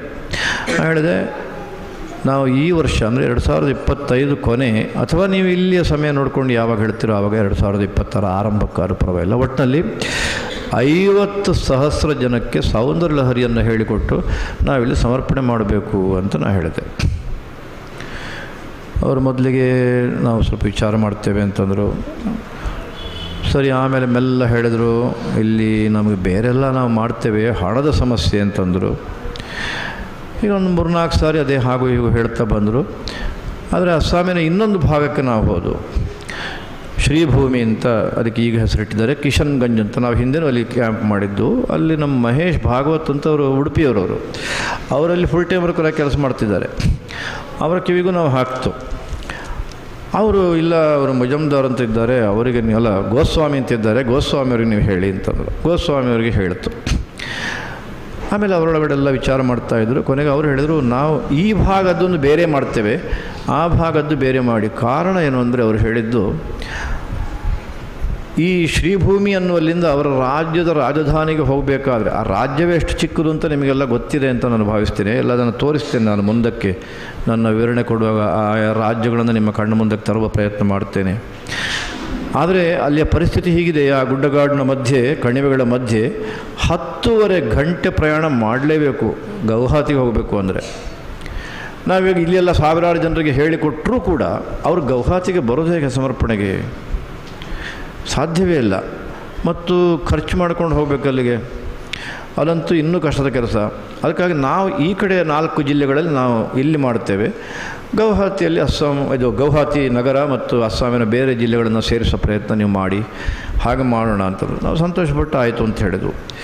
ಅವರು ಮೊನ್ನೆ ಪ್ರಯಾಗರಾಜಕ್ಕೆ ನಾವು ಹೊರಡೋ ದಿವಸ ಬಂದಿದ್ದರು. ಪರಮಾಶ್ಚರ್ಯ ಅಂದರೆ ಅವರಿಬ್ಬರು ಸೇರಿ, ಗೋಸ್ವಾಮಿಯವರಿದ್ದರು, ಭಾಗವತರು ಇದ್ದರು, ಕೈ ಮುಕ್ಕೊಂಡು ಹೇಳಿದರು ಅವರು, ಗುರುಗಳೇ, ನಾವಿವಾಗ ತೀರ್ಮಾನ ಮಾಡಿಬಿಟ್ಟಿದ್ದೇವೆ, ಇನ್ನೀಗ ನೀವೇನು ಹೇಳ್ತೀರೋ ಅದರಂತೆ ನಾವು ಮುಂದುವರಿತೇವೆ. ನಮ್ಮ ಶ್ರೀಧರ ಹೇಳೋರ ಉತ್ಸಾಹಕ್ಕೆ ಅದಕ್ಕೆ ಇತಿಮಿತಿ ಇಲ್ಲ. ಅದಕ್ಕೆ ಇವರು ಅಲ್ಲಿ ಹೇಳೇ ಬಿಟ್ಟರು, ನಮ್ಮ ಮಾತೆಯರು ಬಂದು ನಿಮಗೆ ಹೇಳಿಕೊಡ್ತಾರೆ, ನೀವು ಅದ್ರ ಬಗ್ಗೆ ಎಲ್ಲ ಏನು ಚಿಂತನೆ ಮಾಡಿಬಿಟ್ಟು ನಾವು ಶಿಕ್ಷಕನ ಕಳಿಸ್ಕೊಡ್ತೇವೆ, ಇಲ್ಲಿಗೆ ನೀವು ವಸತಿ ವ್ಯವಸ್ಥೆ ಮಾಡಿದ್ರೆ ಸಾಕು ಅಂದುಬಿಟ್ರು. ನಾನು ಇದ್ದೇನೋ ಕೇಳಿದೆ, ಸುಮ್ಮನೆ ಕೂತೆ, ಯಾಕಂದರೆ ಅವರ ಮುಂದೆ ಹೇಳೋಂಗಿಲ್ಲ. ಆಮೇಲೆ ಈ ಕಡೆ ಬಂದ ಮೇಲೆ ಹೇಳಿದೆ, ಶ್ರೀಧರ ಹೇಳೋರೆ ನೀವು ಎಂಥ ಮಾತು ಹೇಳಿಬಿಟ್ರಿ, ಸರಿ ನಮ್ಮ ಮಾತೆಯರನ್ನ ಇಲ್ಲಿ ಕರ್ಕೊಂಡು ಬಂದು ಇಲ್ಲಿ ವಸತಿ ವ್ಯವಸ್ಥೆ ಅವರು ಮಾಡ್ತಾರೆ ಅಂತ ಮಾಡಿಸೋಣ. ಯಾರು ನಿಲ್ಲೋದಕ್ಕೆ ಸಾಧ್ಯವೇ ಇಲ್ಲಿ, ನಿಲ್ತಾರೆ ಅಂತ ಅನಿಸುತ್ತಾ ನಿಮಗೆ? ಯಾಕೆ ಅಂತಂದರೆ ನಾ ಹೇಳಿದೆ ಅಲ್ಲ, ಇಲ್ಲಿ ಯಾವ ಮನೆಯೂ ಕೂಡ ಮಾಂಸಾಹಾರ ಇಲ್ಲದೆ ಇಲ್ಲ ಬರೋದ ಮನೆ ಒಂದೂ ಇಲ್ಲ. ಅಲ್ಲಿ ಇಡೀ 7 ರಾಜ್ಯಗಳಲ್ಲಿ 7 ರಾಜ್ಯಗಳಲ್ಲಿಯೂ ಕೂಡ ಎಲ್ಲ ಕಡೆ ಯಾವ ಭೇದ ಭಾವ ಇಲ್ಲ. ಇನ್ನೆಲ್ಲ ಕಡೆ ಭೇದ ಭಾವ ಇದೆ. ಅದು ಈ ಆಹಾರದ ವಿಷಯದಲ್ಲಿ ಸಮಾನ ಭಾವ, ಏಕಾತ್ಮ ಭಾವ. ಎಲ್ಲ ಕಡೆ ಮಾಂಸದ ವ್ಯವಹಾರ. ಅರೆ ನಮ್ಮ ಮಾತೆಯರು ನೀವು ಇಲ್ಲಿ ಕರ್ಕೊಂಡ್ಬಂದು ಆ ಮನೆಯಲ್ಲಿ ಉಳಿಸಿ ಅಲ್ಲಿ ಮಾಂಸದ ಅಡುಗೆ ಇವರಿಗೆ ಮಾಡಿ ಬಳಸಿದರೆ ಒಪ್ತಾರ ನಮ್ಮವರು? ನಿಮಗೆ ಆ ವಿಶ್ವಾಸ ಇದೆಯಾ? ಹೋಗಲಿ, ಇವರು ಬಂದಿದ್ದಾರೆ ಅಂತ ಇವರು ಬಂದ ಸಂದರ್ಭಕ್ಕೆ ಸಸ್ಯಾಹಾರ ಮಾಡಿದರೂ ಕೂಡ ಒಂದು ವೇಳೆ ಅವರ ಮನಸ್ಸಿಗೆ ಬಂದು ಬಿಟ್ಟರೆ ದಮ್ಮಯ್ಯ ಅಂದರೆ ಇನ್ನು ಉಳಿದ ಕೂಡ ಸೌಂದರ್ಯಲಹರಿ ಅಥವಾ ಇನ್ನು ಯಾವುದೇ ಸ್ತೋತ್ರ ಹೇಳಿಕೊಳ್ಳಿಕ್ಕೆ ಅವರಂತೂ ಒಪ್ಕೊಳ್ಳಾರರು. ನೀವು ಭಡಕ್ಕಂತ ಹೇಳಿಬಿಟ್ರಲ್ರಿ, ನಾವು ಕಳಿಸ್ಕೊಡ್ತೇವೆ ಅಂತ ಹೇಳಿಬಿಟ್ರಲ್ಲ. ಈಗಿನ್ನು ನಾವು ಕಾರಣ ಕೊಡೋದಕ್ಕೂ ಆಗೋದಿಲ್ಲ. ಒಂದು ಸಾರಿ ನಾವು ಕಳಿಸ್ಕೊಡ್ತೇವೆ ಅಂತ ಹೇಳಿಬಿಟ್ಟು ಇನ್ನೀಗ ಇಲ್ಲೆಲ್ಲ ಹಾಗೆ ಹೀಗೆ ಅಂತ ಹಂಗೆ ಹೇಳೋದು ಈಗ ಇಕ್ಕಟ್ಟಾಗೋಯ್ತಲ್ಲ. ಅದರ ಬದಲು ಆನ್ಲೈನಲ್ಲಿ ಹೇಳಿಕೊಡ್ತೇವೆ ಅಂತ ಹೇಳ್ಬೋದಾಗಿತ್ತು. ಆಮೇಲೆ ಪರಿಸ್ಥಿತಿ ವ್ಯತ್ಯಾಸ ಆದರೆ ಮತ್ತೆ ನಾವು ಅಲ್ಲಿಗೆ ಕಳಿಸೋದು ಬಗ್ಗೆ ಯೋಚನೆ ಮಾಡ್ಬೋದಾಗಿತ್ತೋ ಏನೋ ಅಂತ ನಾನು ಅವರಿಗೆ ಹೇಳಿದೆ. ಆದರೆ ಅವರ ಗಮನಕ್ಕೆ ಬಂತದು. ಅವರು ಅಲ್ಲಿ ಪ್ರಯಾಗರಾಜಲ್ಲಿ ನನಗೆ ಹೇಳಿದರು. ಆಮೇಲೆ ಶ್ರೀಧರಡಿಯವರು ಹೇಳಿದರು, ಇಲ್ಲ ಅವರು ಸಸ್ಯಾಹಾರದ ವ್ಯವಸ್ಥೆ ಎಲ್ಲ ಮಾಡ್ತಾರಂತೆ, ಒಪ್ಕೊಂಡಿದ್ದಾರೆ, ಭಾಳ ಸಂತೋಷವಾಗಿ ಮಾಡ್ತೇವೆ ಅಂತ ಹೇಳಿದ್ದಾರೆ ಅಂತ ಹೇಳಿದರು. ಏನೇ ಆಗಲಿ, ಆಹಾರದ ವ್ಯವಸ್ಥೆ ಏನು ಬೇಕಾರಾಗಲಿ ಅದು ಒಂದು ಭಾಗ. ಮತ್ತು ನೀವು ನೋಡ್ಬೋದು, ಚಿತ್ರ ನಾಳೆ ತೋರಿಸ್ತಾರೆ ಅದನ್ನು ಅಂತ ನಾನು ಭಾವಿಸಿದ್ದೇನೆ. ಅದನ್ನು ಹಾಕಿರಬೇಕು. ನಾನು ವೆಂಕಟರಮಣ ಭಟ್ರಿಗೆಲ್ಲ ಹೇಳ್ತಾ ಇದ್ದೆ, ಅಲ್ಲೆಲ್ಲ ಹೇಗೆ ವ್ಯವಸ್ಥೆ ಮಾಡಿದ್ದಾರೆ ಅಂದರೆ ಹಸಿ ತರಕಾರಿ. ನಾನು ಅದನ್ನು ಕಳೆದ ಬಾರಿ ಹೇಳಿದ್ದೇನೆ. KR ನಗರದಲ್ಲಿ ನಮಗೆ ಅಳಸಂಡೆ ಸಿಗೋದಿಲ್ಲ. ನಮಗೆ ಅಳಸಂಡೆ ಬೆಂಗಳೂರಿಂದ ತರಬೇಕು ಯಾವಾಗಲೂ. ಅಲ್ಲಿಂದ ಬರೋರೇ ಅಳಸಂಡೆ ತಂದು ಕೊಡೋದು ಇಲ್ಲಿಗೆ. KR ನಗರದಲ್ಲಿ ಇಲ್ಲ. ಆದರೆ ನೀವು ಆ 7 ರಾಜ್ಯದ ಯಾವುದೇ ಮೂಲೆಗೆ ಹೋದರೂ ಕೂಡ ಇಷ್ಟು ಉತ್ಕೃಷ್ಟವಾದ ಅಳಸಂಡೆ ಸಿಗುತ್ತೆ. ಅದನ್ನು ನೋಡಿ ಅನುಭವಿಸ್ಬೇಕು ಅದನ್ನು. ಅಷ್ಟೇ ಅಲ್ಲ, ಇಲ್ಲಿ ಸಿಗುವ ಎಲ್ಲ ತರಕಾರಿ ಅಲ್ಲಿ ಸಿಗುತ್ತೆ. ಎಲ್ಲ ತರಕಾರಿ, ಹಲಸಿನಕಾಯಿಂದ ಹಿಡಿದು ಎಲ್ಲವೂ ಕೂಡ. ಆದರೆ ಒಂದೇ ಒಂದು ಸಮಸ್ಯೆ ಏನು ಅಂತಂದರೆ, ಇದು ತರಕಾರಿ ಅಂಗಡಿ ಅಂತ ತಿಳ್ಕೊಳ್ಳಿ. ಈಗ ಈ ಟೇಬಲ್ಲು ಇದರಲ್ಲಿ ಈ ಬದಿಗೆ ತರಕಾರಿ ಇರುತ್ತೆ, ಇಲ್ಲೇ ತುಂಡು ಮಾಡಿ ಇಟ್ಟಿರ್ತಾರೆ. ತರಕಾರಿ ಕೇಳಿದ ತರಕಾರಿ, ಇದು ಕೇಳಿದವನು ಇದು ಕೇಳಿದ, ಎರಡು ಆಹಾರಕ್ಕೆ ತಾನೆ, ಯಾವ ತೊಂದರೆ ಇಲ್ಲ. ಅಂಥ ಒಂದು ವ್ಯವಸ್ಥೆಯಲ್ಲಿ ಇದನ್ನು ನಾವು ಕಾರಲ್ಲಿ ಹೋಗುವಾಗ ನೋಡಿ ಭಿಕ್ಷೆಗೆ ಕೂತೆ ಅಂತಂದರೆ ನನಗೆ ಅದೇ ಮನಸ್ಸಿಗೆ ಬರೋದು. ಇದು ಈ ತರಕಾರಿ ಇಷ್ಟೊಳ್ಳೆ ಅಳಸಂಡೆ ಇದು ಯಾವುದರ ಒಟ್ಟಿಗೆ ಇತ್ತೋ ಏನು ಗ್ರಾಚಾರೋ ನನಗೆ ಭಾಳ ಸಂದೇಹ ಆಯಿತು. ಅರೆ, ಇಷ್ಟು ದಿವಸ ನಾನು ಪ್ರಾರ್ಥನೆ ಮಾಡಿ ಮಂತ್ರ ಎಲ್ಲ ಹೇಳಿ ಭಿಕ್ಷೆ ಮಾಡ್ಕೊಂಡು ಬಂದೆ, ಇದು ಒಳ್ಳೆ ಸಂದರ್ಭ ಹೋಯ್ತಲ್ಲ. ಈಗ ಬರೀ ಇದೇ ನೆನಪಾಗೋದು. ಮಾತು ಅನ್ನ ಬಡಿಸಿಲ್ಲ ಅಂದ ಕೂಡಲೇ ಆ ಅಂಗಡಿ, ಅವರ ಒಂದು ಜೀವನ, ಅದು ಮನಸ್ಸಿಗೆ ಬರೋದಕ್ಕೆ ಅನ್ನೋ ಪರಿಸ್ಥಿತಿಯಲ್ಲಿ ಅವರಿಗೆ ಅದು ಸಹಜ ಇದೆ. ನಾನು ಅದರ ಬಗ್ಗೆ ಅಪಾರವಾದ ಸಂತೋಷ ಪಡ್ತೇನೆ. ಆದರೆ ಇದನ್ನು ಜನ್ಮಾಂತರಗಳಿಂದಲೂ ಕೂಡ ಯೋಚನೆಯೂ ಮಾಡದೇ ಇದ್ದ ಜನ ಕೆಲವರು ನಮ್ಮಲ್ಲಿ ಇದ್ದಾರೆ. ಎಲ್ಲರೂ ಅಲ್ಲ, ಕೆಲವರು ಇದ್ದಾರೆ. ಅಂಥವರೆಲ್ಲ ಅಲ್ಲಿ ಹೋಗಿ ಸೌಂದರ್ಯಲಹರಿ ಹೇಳ್ತಾರೆ ಅಂತಂದರೆ ಅದು ಹೇಗೆ ನಿರೀಕ್ಷೆ ಮಾಡೋದಕ್ಕೆ ಸಾಧ್ಯ? ಅಷ್ಟಾದರೂ ಕೂಡ ಆ ಊರಿನ ಜನ ಇವತ್ತು ಸಂತೋಷಪಟ್ಟು ನಾವು 50,000 ಜನಕ್ಕೆ ಹೇಳಿಕೊಡುವಂಥ ಒಂದು ವ್ಯವಸ್ಥೆಯನ್ನು ಮಾಡ್ತೇವೆ, ನೀವು ಬನ್ನಿ ಈ ವರ್ಷವೇ ಮಾಡೋಣ ಅಂತ ಹೇಳಿದ್ದಾರೆ. ಮೊದಲು ಸ್ವಲ್ಪ ಆರ್ಥಿಕ ಒಂದು ವಿಷಯದಲ್ಲಿ ಅಳುಕು ಇದ್ದರೂ ಕೂಡ ಅದನ್ನು ಬಿಟ್ಟು ಅದರ ಬಗ್ಗೆ ಮತ್ತೆ ಚಕಾರ ಎತ್ತಲಿಲ್ಲ ಅವರು. ಈಗ ಮಾಡೋದನ್ನು ಒಪ್ಕೊಂಡಿದ್ದಾರೆ. ಹಾಗಾಗಿ ನಾನು ಮತ್ತೆ ಅಸ್ಸಾಂ ಕಡೆಗೆ ಹೋಗುವ ಇದ್ದೇನೆ, ಅದರಲ್ಲಿ ಯಾವುದೇ ಸಂದೇಹ ಇಲ್ಲ. ಅವರು ಸೌಂದರ್ಯಲಹರಿ ಹೇಳಬೇಕು, ನಾನು ಅಲ್ಲಿ ಹೋಗಿ ಕೇಳಬೇಕು, ಎರಡೇ ಇರೋದು ಅಷ್ಟೇ. ಮತ್ತಿನ್ನೇನು ಅದರಲ್ಲಿ ಆ ಕಡೆ ಈ ಕಡೆ ನೋಡೋದಕ್ಕೆ ಅವಕಾಶವಿಲ್ಲ. ಹೇಗೂ ಡಾಕ್ಯುಮೆಂಟ್ರಿ ಜವಾಬ್ದಾರಿ ಇದ್ದೇ ಇದೆ, ದೇಶಾದ್ಯಂತ ಮೂಲೆ ಹೋಗಲೇಬೇಕು. ಅದು ಎರಡೂ ಸೇರಿಸಿಕೊಂಡು ನಾವು ಮತ್ತೆ ಆ ಎಲ್ಲ ರಾಜ್ಯಗಳಿಗೆ ಹೋಗ್ತೇವೆ. ಹಾಗೆ ಅರುಣಾಚಲದಲ್ಲಿ ಒಂದು ಶಾಲೆಯಲ್ಲಿ ನಾವು ಹೇಳಿಕೊಟ್ಟು ನಮಗೆ ಸಮಯ ಇದ್ದಿದ್ದಷ್ಟೇ. ಆದರೆ ಅದರ ಪರಿಣಾಮ ಸುಕುಮಾರನ್ ಅಂತ ಅವರು ಕೇರಳದವರು ಅಲ್ಲಿ ಫುಲ್ ಟೈಮ್ ವರ್ಕರಾಗಿ ಕೆಲಸ ಮಾಡ್ತಾರೆ, ಪೂರ್ಣಾವಧಿ ಕಾರ್ಯಕರ್ತರು. ಅವರನ್ನು ನಾವು ಕೇಳಿದಾಗ ಅವರು 30 ಶಾಲೆಗಳಿವೆ ಅಂತ ಹೇಳಿದರು. ಅರುಣಾಚಲದಲ್ಲಿ ವಿದ್ಯಾಭಾರತಿದು 30 ಶಾಲೆ. ಆದರೆ ಒಂದು ನೆನಪಿಟ್ಟುಕೊಳ್ಬೇಕು ನಾವೆಲ್ಲರೂ ಕೂಡ, ಅಲ್ಲಿಯ ಶಾಲೆಗಳಲ್ಲಿ ಇಲ್ಲಿಯ ಶಾಲೆಗಳಲ್ಲಿದ್ದಾಗ 1000, 1500, 3000, 5000, ಅಲ್ಲಿ 150, 200 ಇದ್ದರೆ ಬಹಳ ದೊಡ್ಡ ಸಂಖ್ಯೆ ಅದು. ಆ ಕಣಿವೆಗಳ ಮಧ್ಯೆ ಇರುವ ಮನೆಗಳಿಂದ ಬರಬೇಕು, ಗುಡ್ಡಗಾಡುಗಳಿಂದ ಬರಬೇಕು. ಹೇಗೆ ಬರಬೇಕು? ಜನ ಸಂದಣಿ ಇಲ್ಲ, ಅಲ್ಲಿ ಜನ ವಸತಿ ಇರೋದೇ ಕಡಿಮೆ. ಅಂಥದ್ರಲ್ಲಿ ಅಲ್ಲಿಂದ ಶಾಲೆಗಳಿಗೆ ಬರಬೇಕು ಅಂದರೆ ಅಷ್ಟು ಸುಲಭದ ಕೆಲಸ ಅಲ್ಲ. ಅದರಿಂದ ಎಲ್ಲ ಶಾಲೆಗಳಲ್ಲಿ ಕೂಡ ಅಲ್ಲಿಯ ಸ್ಟ್ರೆಂತ್ ಎಷ್ಟು ಅಂದರೆ ಇಷ್ಟೇ. ಹಾಗಾಗಿ 30 ಶಾಲೆಗಳ ಒಟ್ಟು ಸ್ಟ್ರೆಂತ್ ಎಷ್ಟು ಅಂದರೆ 5000 ಹತ್ತಿರ. ಆದರೆ ಅದು ಮತ್ತೆ ಆ ಅರುಣಾಚಲದ ಇದನ್ನು ತೋರಿಸ್ತೀನಿ ನಾನು ಮುಂದಕ್ಕೆ, ಎಲ್ಲಿಂದ ಎಲ್ಲಿಗೆ ಅದರ ಕೆಲಸ ವ್ಯಾಪಿಸಿದೆ ಅಂತ. ಅಲ್ಲೆಲ್ಲ ಕಡೆಗೆ ಈಗ ವಿವೇಕ ದೀಪಿನಿಯನ್ನು ಹೇಳಿಕೊಡೋದಕ್ಕೆ ಭಾಳ ಸಂತೋಷಪಟ್ಟು ಒಪ್ಪಿದ್ದಾರೆ. 30 ಶಾಲೆಗಳನ್ನು ನಾವು ಹೇಳಿಕೊಡ್ತೇವೆ ಅಂತ ಹೇಳಿದ್ದಾರೆ. ನಮ್ಮ ವೆಂಕಟರ ಭಟ್ರಿಗೆ ಇನ್ನಿಲ್ಲದ ಉತ್ಸಾಹ ಬಂದುಬಿಡ್ತು. ಅವರು ಹೇಳಿದರು, ಗುರುಗಳೇ ನಾವು ಯಾಕೆ ಹಿಂದೆ ಮುಂದೆ ನೋಡಬೇಕು, ಅಷ್ಟು ಜನ ಅಲ್ಲಿಂದ ಒಂದೊಂದು ಶಾಲೆಯಿಂದ ಒಬ್ಬೊಬ್ಬ ಶಿಕ್ಷಕರನ್ನ ಇಲ್ಲಿಗೆ ಬರಲಿಕ್ಕೆ ಹೇಳ್ಬೋಣ, ಅವರಿಗೆ ಪ್ರಶಿಕ್ಷಣ ಇಲ್ಲಿ ಕೊಟ್ಬಿಡೋಣ. ನಮ್ಮವರಿಗೆ ಗೊತ್ತಾಗುತ್ತೆ, ಅವರಿಗೂ ಇಲ್ಲಿದ್ದು ಗೊತ್ತಾಗುತ್ತೆ, ಎರಡೂ ಸೇರಿಬಿಡುತ್ತೆ. ಹಾಗೊಂದು ಕಾರ್ಯಕ್ರಮ ಮಾಡೋಣ ಅಂದರು. ಎಲ್ಲ ಇವರ ಐಡಿಯಾನೇ ಭಾಳ ಚೆನ್ನಾಗಿ ಯೋಚನೆ ಮಾಡ್ತಾರಲ್ಲ ವೆಂಕಟರಮಣ ಭಟ್ರು. ಸಂತೋಷ ಆಯಿತು. ಇನ್ನೊಂದು ಕಡೆಯಿಂದ ಸ್ವಲ್ಪ ಚಿಂತೆಯೂ ಶುರುವಾಯಿತು ನನಗೆ. ಪ್ರಯಾಣಕ್ಕೆ ಹೊರಟ ನನ್ನ ಕೈಯಲ್ಲಿದ್ದಿದ್ದೇ ಒಟ್ಟಿನಲ್ಲಿ ಹಣ ಎಷ್ಟು ಅಂತ ನಾನೀಗ ಹೇಳಿದ್ದೇನೆ. ಇನ್ನು ಈ 30 ಶಾಲೆಗಳಿಂದ ಅಷ್ಟು ದೂರದಿಂದ ಇವರಿಗೆ ಫ್ಲೈಟೋ ಅಥವಾ ಟ್ರೈನೋ ಚಾರ್ಜ್ ಕೊಟ್ಟು ಇಲ್ಲಿ ಕರೆಸಿ ಇವರನ್ನು ಮತ್ತೆ ಅಲ್ಲಿ ಕಳಿಸಿಕೊಟ್ಟು ಇಲ್ಲೆಲ್ಲ ಇವರ ಕಾರ್ಯಕ್ರಮಕ್ಕೆ ವ್ಯವಸ್ಥೆ ಮಾಡಬೇಕು ಅಂದರೆ ಮತ್ತು ನಾವು ಯಾರ ಹತ್ರ ಹಣ ಕೇಳಬೇಕೀಗ ಅಂತ ದೊಡ್ಡ ಪ್ರಶ್ನೆ ಉಳ್ಕೊಂಡೇ ಬಿಡುತ್ತೆ. ಆದರೂ ವೆಂಕಟರಮಣ ಭಟ್ರು ಯೋಚನೆ ಅವರು ಸಾಮಾನ್ಯವಾಗಿ ಶುದ್ಧವಾಗಿ ಯೋಚನೆ ಮಾಡ್ತಾರೆ. ಹಾಗೆ ನಾನು ತಕ್ಷಣ ಏನು ಹೇಳಿಲ್ಲ, ಆಯಿತು ನೋಡೋಣ, ವಿಚಾರ ಮಾಡೋಣ ಅಂತಂದೆ. ಆದರೆ ಅರುಣಾಚಲ ಇದು ಮೊದಲ ಬಾರಿಗೆ ನಾವು ಹೋದಲ್ಲ, ಕಳೆದ ಬಾರಿ ಹೋಗಿದ್ದು ಆದರೆ ಕೇವಲ ಪರಶುರಾಮ ಕುಂಡಕ್ಕೆ ಹೋಗಿ ಮಾತ್ರ ಬಂದಿದ್ದು. ಈ ಬಾರಿ ಅಲ್ಲಿಯ 30 ಶಾಲೆಗಳಲ್ಲಿ, ಅದಲ್ಲದೆ ಇನ್ನೊಂದು ವಿವೇಕಾನಂದ ಕೇಂದ್ರದವರು ನಡೆಸ್ತಕ್ಕಂಥ ಶಾಲೆಗಳಿವೆ, ಅದು ಇನ್ನು ಸೇರಿದರೆ ಸುಮಾರು 100ರ ಮೇಲೆ ಆಗುತ್ತೆ. ಅಷ್ಟು ಶಾಲೆಗಳಲ್ಲಿ ವಿವೇಕ ದೀಪಿನಿಯನ್ನು ಹೇಳಿಕೊಡ್ತಾರೆ ಅಂತಂದರೆ ನಾವು ಯೋಚನೆ ಮಾಡಬಹುದು ಯಾವ ರೀತಿಯಲ್ಲಿ ಶ್ರದ್ಧಾಭಕ್ತಿ ನಮ್ಮ ಇಡೀ ದೇಶದ ಮೂಲೆ ಮೂಲೆಯಲ್ಲಿ ಇವತ್ತಿಗೂ ಕೂಡ ಭಗವತ್ಪಾದರ ಬಗ್ಗೆ ಇದೆ ಅನ್ನೋದನ್ನು. ಮತ್ತಿನ್ನು ಶಬ್ದ ಬಹುಶಃ ಏನು ಕೆಲಸ ಮಾಡೋದಿಲ್ಲ ಇಂಥ ವಿಷಯದಲ್ಲಿ ಅಂತ ನಾನು ಭಾವಿಸಿದ್ದೇನೆ. ಇನ್ನು ಮುಂದಿನ ವಿಚಾರಗಳನ್ನು ಮುಂದಿನ ದಿನ ಅವಕಾಶ ಆದಾಗೆ ನಾನು ಹೇಳ್ತಾ ಹೋಗ್ತೇನೆ. ಒಟ್ಟಿನಲ್ಲಿ ಈ ಒಂದು ವಿಶಿಷ್ಟ ಪ್ರವಾಸ ಮತ್ತೆ ಈಗ ಸಂಪನ್ನಗೊಂಡಿದೆ ಅಂತ ಹೇಳಲಾರೆ, ಮಧ್ಯೆ ಅಕಸ್ಮಾತ್ ಅದೊಂದು ಯೋಗ. ಕಳೆದ ಬಾರಿ ಕೋವಿಡ್ ಸಂದರ್ಭದಲ್ಲಿ ಪ್ರಯಾಗರಾಜಕ್ಕೆ ಬಂದಾಗ ಇದೇ ಶೃಂಗೇರಿ ಜಗದ್ಗುರುಗಳೇ ನನಗೆ ಇಲ್ಲೆಲ್ಲ ಸ್ವಾಮಿಗಳು ವಾಪಸ್ ಬರಲಿ, ಇನ್ನು ಮುಂದುವರಿಸಲು ಬೇಡ ಅಂತಂದರು ಅನ್ನೋ ಕಾರಣಕ್ಕೋಸ್ಕರ ಪ್ರಯಾಗರಾಜದಲ್ಲಿ ಆಮೇಲೆ ನೇರ ಕಣ್ಣು ಮುಚ್ಚಿ ಈ ಕಡೆಗೆ ಬಂದು. ಈ ಬಾರಿಯೂ ಹಾಗೆ ಆಯಿತು. ಕುಂಭಮೇಳ ಮುಗಿತಾ ಇದ್ದಾಗೆ ಕಾರ್ಯಕ್ರಮ ಅಯೋಧ್ಯೆಯಲ್ಲಿ ಬಹಳ ಮುಖ್ಯ ಕಾರ್ಯಕ್ರಮ ನಿಶ್ಚಯ ಆಗಿತ್ತು, ಎಲ್ಲ ಸಿದ್ಧತೆ ಆಗಿತ್ತು. ಲಕ್ನೋದಲ್ಲಿ ಆಗಿತ್ತು, ಡೆಲ್ಲಿಯಲ್ಲಿ ಆಗಿತ್ತು. ಏಮ್ಸ್ ಅಂತ ವೈದ್ಯಕೀಯ ಕ್ಷೇತ್ರದಲ್ಲಿ ಬಹಳ ದೊಡ್ಡ ಸಂಸ್ಥೆ ಅದು ಇಡೀ ದೇಶದಲ್ಲಿ. ಅಲ್ಲಿ ರೀಟ್ರೀಟ್ ಕಾರ್ಯಕ್ರಮ ನಿಶ್ಚಯ ಆಗಿತ್ತು. ಇಲ್ಲ ನಾವು ಈ ಸಾರಿ ಮಾಡೋದಕ್ಕಾಗ್ತಾ ಇಲ್ಲ ಅಂಥೇಳಿ ಕ್ಯಾನ್ಸಲ್ ಮಾಡೋದನ್ನೆಲ್ಲ ಹಠಾತ್ತಾಗಿ ನಾವೀಗ ಈ ಕಡೆ ಬಂದಿದ್ದು. ಅದು ಪ್ರಯಾಗರಾಜದಲ್ಲೇ ಮತ್ತೆ ವಾಪಸ್ ಬಂದುಬಿಟ್ಟಿದ್ದೇವೆ ನಾವು. ಆದರೆ ಮತ್ತು ಮೇ ತಿಂಗಳಲ್ಲಿ ಶ್ರೀನಗರಕ್ಕೆ ಹೋಗಬೇಕು. ಅದು ಜಗದ್ಗುರುಗಳು ಯಾವಾಗ ದಿನಾಂಕ ಕೊಡ್ತಾರೋ ಅದಕ್ಕನುಗುಣವಾಗಿ ನಾವು ಅಲ್ಲಿಗೆ ಹೋಗಬೇಕಾಗಿದೆ. ಆದರೆ ಈ ಇಷ್ಟೊಂದು ದೀರ್ಘ ಪ್ರವಾಸ ಸಂದರ್ಭದಲ್ಲಿ ಎಲ್ಲ ನಮ್ಮ ಸಹಕಾರಿಗಳು ಪೂರ್ಣ ಸಹಕಾರವನ್ನು ಕೊಟ್ಟಿದ್ದಾರೆ. ನಮ್ಮ ಡ್ರೈವರ್ ಆಗಿ ನಮಗೆ ಸಹಕಾರ ಕೊಟ್ಟವರು ಸಮರ್ಥ, ಹೆಸರು ಸಮರ್ಥ, ನಾನು ಅದನ್ನು ಪದೇ ಪದೇ ಹೇಳ್ತೇನೆ. ಡ್ರೈವಿಂಗ್ನಲ್ಲೂ ಸಮರ್ಥನೆ. ನೀವು ಯಾರಾದರೂ ಅವಕಾಶ ಇದ್ದರೆ, ಗೊತ್ತಿಲ್ಲ ಅವಕಾಶ ಇರುತ್ತೋ ಇಲ್ಲೋ ಅಂತ, ಈ ಸಮರ್ಥನ ಡ್ರೈವಿಂಗ್ನಲ್ಲಿ ಒಂದು ಸಾರಿ ಒಂದು ಸ್ವಲ್ಪ ದೂರ ಒಂದು 5 ಕಿಲೋಮೀಟ್ರ್ ಆದರೂ ಹೋಗಿ ಬರೋದು ಒಳ್ಳೆಯದು. ಆ ಡ್ರೈವಿಂಗ್ನಲ್ಲಿ ಒಂದು ಹಿಡಿತ,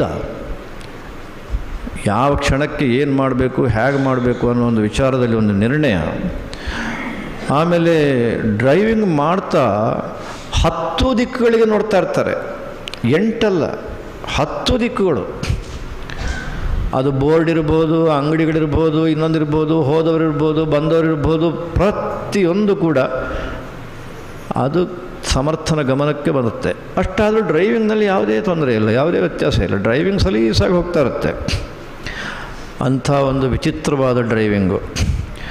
ಅದನ್ನು 2 ತಿಂಗಳ ಕಾಲ ಮಾಡಿ ಇನ್ನೇನು ವಾಪಸ್ ಬರಬೇಕು ಅನ್ನೋ ಪ್ರಸಂಗ ಬಂದಾಗ ನಮ್ಮಲ್ಲಿ ಅನೇಕರಿಗೆ ಅದನ್ನು ಪ್ರಕಟ ಮಾಡೋದಕ್ಕೆ ಭಾಳ ಕಷ್ಟ ಆಯಿತು. ಹೇಗೆ ಕಳಿಸಿಕೊಡೋದು ಸಮರ್ಥನನ್ನು ಅಂತ. ಕೊನೆಯವರೆಗಿದ್ದರೆ ಒಳ್ಳೆಯದು ಅನ್ನೋ ಪರಿಸ್ಥಿತಿ. ಅಷ್ಟೇ ಅಲ್ಲ, ಅದನ್ನು ಶಬ್ದಗಳಲ್ಲಿ ಹೇಗೆ ಪ್ರಕಟ ಮಾಡಿದರು ಅಂದರೆ, ಸಿಲಿಗುರಿಯಲ್ಲಿ ಹೊರಡೋ ದಿವಸ ನನಗೆ ಬಂದು ಕೇಳಿದರು, ಗುರುಗಳು ಉತ್ತರಾಧಿಕಾರಿಯನ್ನು ಯಾರನ್ನು ಆಯ್ಕೆ ಮಾಡಿದ್ದಾರಂತೆ ಅಂತ ಕೇಳಿದರು. ನನಗೆ ಸಂದೇಹ ಆಯ್ತಾರೆ, ಆಯ್ಕೆ ಮಾಡಿ ನಾನು ಇಲ್ಲಿಗೆ ಬಂದಿದ್ದೇನೆ, ಮತ್ತು ಪುನಃ ಇವರು ಉತ್ತರಾಧಿಕಾರಿನ ಯಾರು ಆಯ್ಕೆ ಮಾಡ್ತಾರೆ ಅಂತ ಕೇಳ್ತಾ ಇದ್ದಾರಲ್ಲ, ಒಳ್ಳೆ ಸಮಾಚಾರ ಹೋಯ್ತಲ್ಲ. ಆಮೇಲೆ ನೋಡಿ ಅವ್ರಿಗೆ ಗೊತ್ತಾಯಿತು, ಸ್ವಾಮಿ ಕಕ್ಕ ಬಿಕ್ಕಿ ಆಗಿಬಿಟ್ರಿ ಈಗ ಅಂತ. ಆಮೇಲೆ ತಕ್ಷಣ ಹೇಳಿದಲ್ಲ, ಡ್ರೈವಿಂಗ್ ಈಗ ನಾಳೆಯಿಂದ ಸಮರ್ಥ ಇಲ್ವಲ್ಲ, ಹಾಗಾಗಿ ಡ್ರೈವಿಂಗಿನ ವಿಷಯದಲ್ಲಿ ಉತ್ತರಾಧಿಕಾರಿ ಯಾರನ್ನು ಆಯ್ಕೆ ಮಾಡಿದ್ದಾರೆ. ನಾನು ಏನು ಹೇಳಲಿಕ್ಕೆ ಹೋಗಲಿಲ್ಲ, ಸುಮ್ಮನೆ ಕೂತೆ. ಆಮೇಲೆ ಅವರುಗಳೇ ಶುರು ಮಾಡಿದರು, ಇಲ್ಲ ಬಹುಶಃ ಶಶಾಂಕನನ್ನೇ ಆಯ್ಕೆ ಮಾಡ್ತಾರೆ ಉತ್ತರಾಧಿಕಾರಿಯಾಗಿ ಅಂತ ಕಾಣುತ್ತೆ ಗುರುಗಳು ಅಂತ ನಾವೆಲ್ಲ ಪರಸ್ಪರ ಮಾತನಾಡ್ತಾ ಇದ್ದೇವೆ ಅಂದರು. ಅದಕ್ಕೂ ಏನು ಹೇಳಿಲ್ಲ, ಸುಮ್ಮನೆ ಕೂತೆ. ಮರುದಿವಸ ಸಮರ್ಥನೆ ನನಗೆ ಬಂದು ಕೇಳಿದ, ಗುರುಗಳೇ ಕೀ ಯಾರಿಗೆ ಕೊಡಲಿ ಅಂತ ಕೇಳಿದೆ. ಶಶಾಂಕನಿಗೆ ಕೊಡು ಅಂತ ಒಂದೆ. ಶಶಾಂಕನಿಗೆ ಕೊಡ್ತು. ಈ ಶಶಾಂಕನ ಹೆಸರು ಶಶಾಂಕ, ಆದರೆ ಡ್ರೈವಿಂಗ್ನಲ್ಲಿ ಸಮರ್ಥ ಎಷ್ಟು ಸಮರ್ಥನೋ ಅಷ್ಟೇ ಸಮರ್ಥ. ಆ ಸಿಲಿಗುರಿಯಿಂದ ಆರಂಭವಾದಂಥ ಪ್ರಯಾಣ ಈ ಕ್ಷಣದವರೆಗೂ ಕೂಡ ನಿರಂತರವಾಗಿ ಸಮರ್ಥಂದೇ ಹೆಚ್ಚು ಕಮ್ಮಿ ಎಲ್ಲ ಒಂದು ಗುಣಗಳು ಎಲ್ಲವನ್ನು ಗಮನಿಸ್ತಿರ್ತಾನೆ. ಡ್ರೈವಿಂಗು ಚೆನ್ನಾಗಿ, ಮತ್ತು ಯಾವ ತೊಂದರೆಯೂ ಇಲ್ಲ, ಅವನ ಪಾಡಿಗೆ ಅವ. ಅಷ್ಟರ ಮಟ್ಟಿಗೆ ಇಬ್ಬರು ಕೂಡ ನಮಗೆ ಡ್ರೈವಿಂಗಿನ ಸಹಾಯ ಮಾಡಿದ್ದಾರೆ. ಅದಲ್ಲದೆ ಮತ್ತೆಲ್ಲ ವಿಭಾಗದಲ್ಲಿಯೂ ಕೂಡ ಎಲ್ಲ ನಮ್ಮ ಸಹಕಾರಿಗಳು ಕೂಡ ಅಹೋರಾತ್ರ ಕಷ್ಟಪಟ್ಟಿದ್ದಾರೆ. ನಾನು ನಮ್ಮ ಪರಮೇಷ್ಠಿ ಗುರುಗಳ ಆರಾಧನೆ ಬಂತು. ಆವಾಗ ನಾವು ಶ್ರೀಗೌರಿ ಅನ್ನೋ ಊರಲ್ಲಿದ್ದು, ಅಸ್ಸಾಮಿನ ಒಂದು ಭಾಗ ಅದು.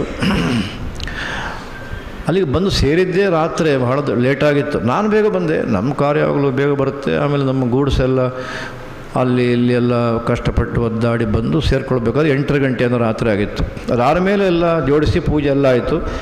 ಮರುದಿವಸ ನಮ್ಮ ಕಾರ್ಯಕ್ರಮ ಹೇಗಿದೆ ಅಂದರೆ, ಬೆಳಗ್ಗೆ ನಿತ್ಯ ಪೂಜೆ ಆಗಬೇಕು, ಅದಾದ ಮೇಲೆ ಆರಾಧನೆ ಪೂಜೆ ಆಗಬೇಕು, ಅದಾದ ಮೇಲೆ ಆರಾಧನಾ ಪೂರ್ವ ಪಂಕ್ತಿ ಆಗಬೇಕು. ಅದಾದ ಮೇಲೆ 1.5 ಗಂಟೆಗೆ ನಾವು ಹೊರಡೋದು ತೀರ್ಮಾನ ಮಾಡಿಬಿಟ್ಟಿದ್ದೇವೆ. ಇಲ್ಲ ಅಂದರೆ ಸಿಲಿಗುರಿಗೆ ಬರೋ ತಡ ಆಗುತ್ತೆ ಅನ್ನೋ ಕಾರಣಕ್ಕೋಸ್ಕರ. ಸಿಲಿಗುರಿಗೆ ಮತ್ತೆ ಸುಮಾರು ಒಂದು 6 ಗಂಟೆ ಪ್ರಯಾಣ. ನಾನು ಸುಮ್ಮನೆ ಇದ್ದೇನೆ, ನನ್ನ ಪಾಡಿಗೆ ಒಂದೆಲ್ಲ ತೀರ್ಮಾನ ಆಗಿಬಿಟ್ಟಿದೆ, ಇನ್ನೆಲ್ಲ ಅವ್ರು ಮಾಡ್ಕೊಂಡು ಹೋಗ್ತಾರೆ ಅಂತ ನಾನು ಸುಮ್ಮನೆ ಇದ್ದೇನೆ. ಆರಾಧನೆ ದಿವಸ ಮಾತ್ರ ಬೆಳಗ್ಗಿಂದ ನಾನು ನೋಡ್ತಾ ಇದ್ದೆ. ನನಗೆ ಮತ್ತೆ ಆ ಕಡೆ ಗಮನ ಕೊಡೋದು ನನಗೂ ಅವಕಾಶ ಇಲ್ಲ.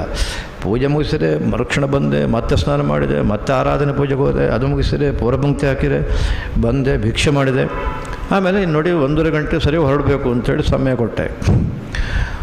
ಎಲ್ಲ ಒಟ್ಟಿಗೆ ಏಕಮುಖವಾಗಿ ಕೆಲಸ ಮಾಡಿ ಸರಿಯಾಗಿ 1.5 ಗಂಟೆಗೆ ಬಹುತೇಕ ನಾವು ಎಲ್ಲರೂ ಹೊರಟು ಒಟ್ಟಿಗೆ. ಅಂದರೆ ನಮ್ಮ ಇಡೀ ಈ ಗುಂಪು ಪ್ರತಿಯೊಂದು ಕಡೆಯೂ ಕೂಡ ಯಾವ ರೀತಿ ಕೆಲಸ ಮಾಡಿದೆ ಅಂತ ತಿಳ್ಕೊಳ್ಳಿ. ಆಮೇಲೆ ನಾನು ಕಾರಲ್ಲಿ ಬರುವಾಗ ಹೇಳಿದೆ ನಮ್ಮ ಕಾರಲ್ಲಿದ್ದವರಿಗೆ, ಇಲ್ಲ ಇವತ್ತು ಒಂದೊಂದು 500 ರೂಪಾಯಿ ಒಂದು ಕೊಡಲೇಬೇಕು ಇವರಿಗೆ ಅಂತ ಯೋಚನೆ ಮಾಡಿದ್ದೇನೆ, ಯಾಕಂದರೆ ಇಂಥ ಒಂದು ಸಹಕಾರ ಕೊಟ್ಟಿದ್ದಾರೆ ಅಂತ. ಆಮೇಲೆ ಸಿಲಿಗುರಿಗೆ ಬಂದರು, ಎಲ್ಲರೂ ಸೇರಿಸಿ ಆಯಿತು. ರಾತ್ರಿ ಅವರಿಗೆ ಹೇಳಿ 500 ರೂಪಾಯಿ ಕೊಡಬೇಕು ಅಂತ ಯೋಚನೆ ಮಾಡಿದ್ವು. ಆಮೇಲೆ ಮೆಲ್ಲ ಇನ್ನೊಂದು 100 ರೂಪಾಯಿ ಸೇರಿಸಿ 600 ರೂಪಾಯಿಯನ್ನು ನಾನು ಎಲ್ಲರಿಗೂ ಕೊಡಬೇಕು ಅಂತ ಮಾಡಿ ಕೊಟ್ಟೆ. ಹೇಳಿದೆ, ಶ್ರೀಧರ ಹೆಗಡೆಯವರಿಂದ ಹಿಡಿದು ಹರಿಪ್ರಕಾಶಿಂದ ಹಿಡಿದು ಯಾರು ಇದನ್ನು ನಾನು ಇಲ್ಲ ಸ್ವೀಕಾರ ಮಾಡೋದಿಲ್ಲ ಅಂತ ಹೇಳುವಂಗಿಲ್ಲ. ಇದು ಸಂಭಾವನೆ ಅಲ್ಲ, ಇದೊಂದು ಹೃದಯದಲ್ಲಿ ಬಂತು, ಅದಕ್ಕೋಸ್ಕರ ಕೊಡ್ತಾ ಇದ್ದೀನಿ, ನಿಮಗೆ ವೃದ್ಧಿ ಆಗಲಿ, ಎಲ್ಲರೂ ತೊಗೊಳ್ಬೇಕು ಅಂತ ಹೇಳಿದೆ. ಅಕ್ಷರಶಃ ಎಲ್ಲರೂ ಅದನ್ನು ತೊಗೊಂಡ್ರು.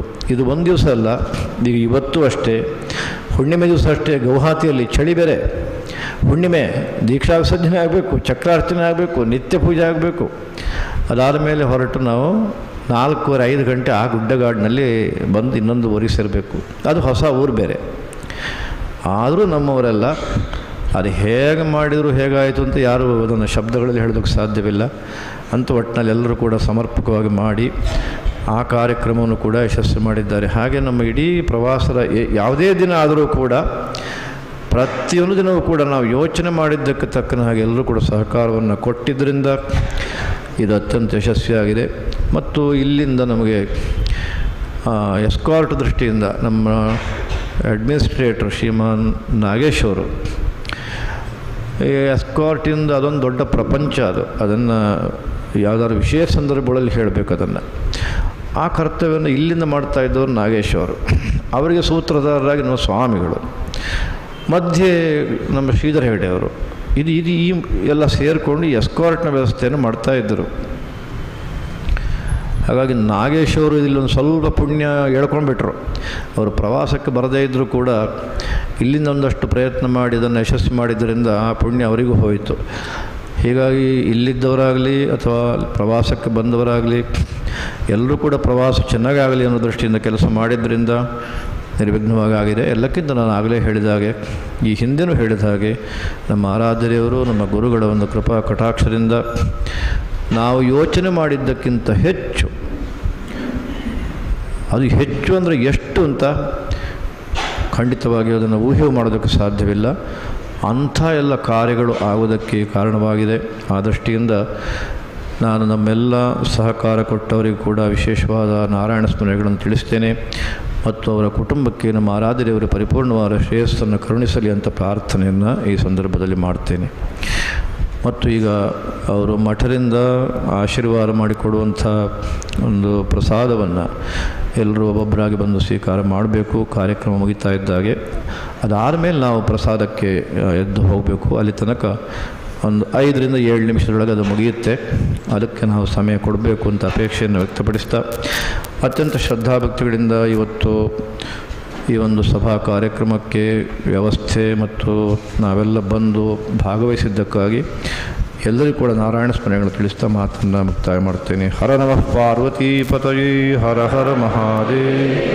ಸೀತಾಕಾಂತ ಸ್ಮರಣಂ ಜಯ ಜಯ ರಾಮ.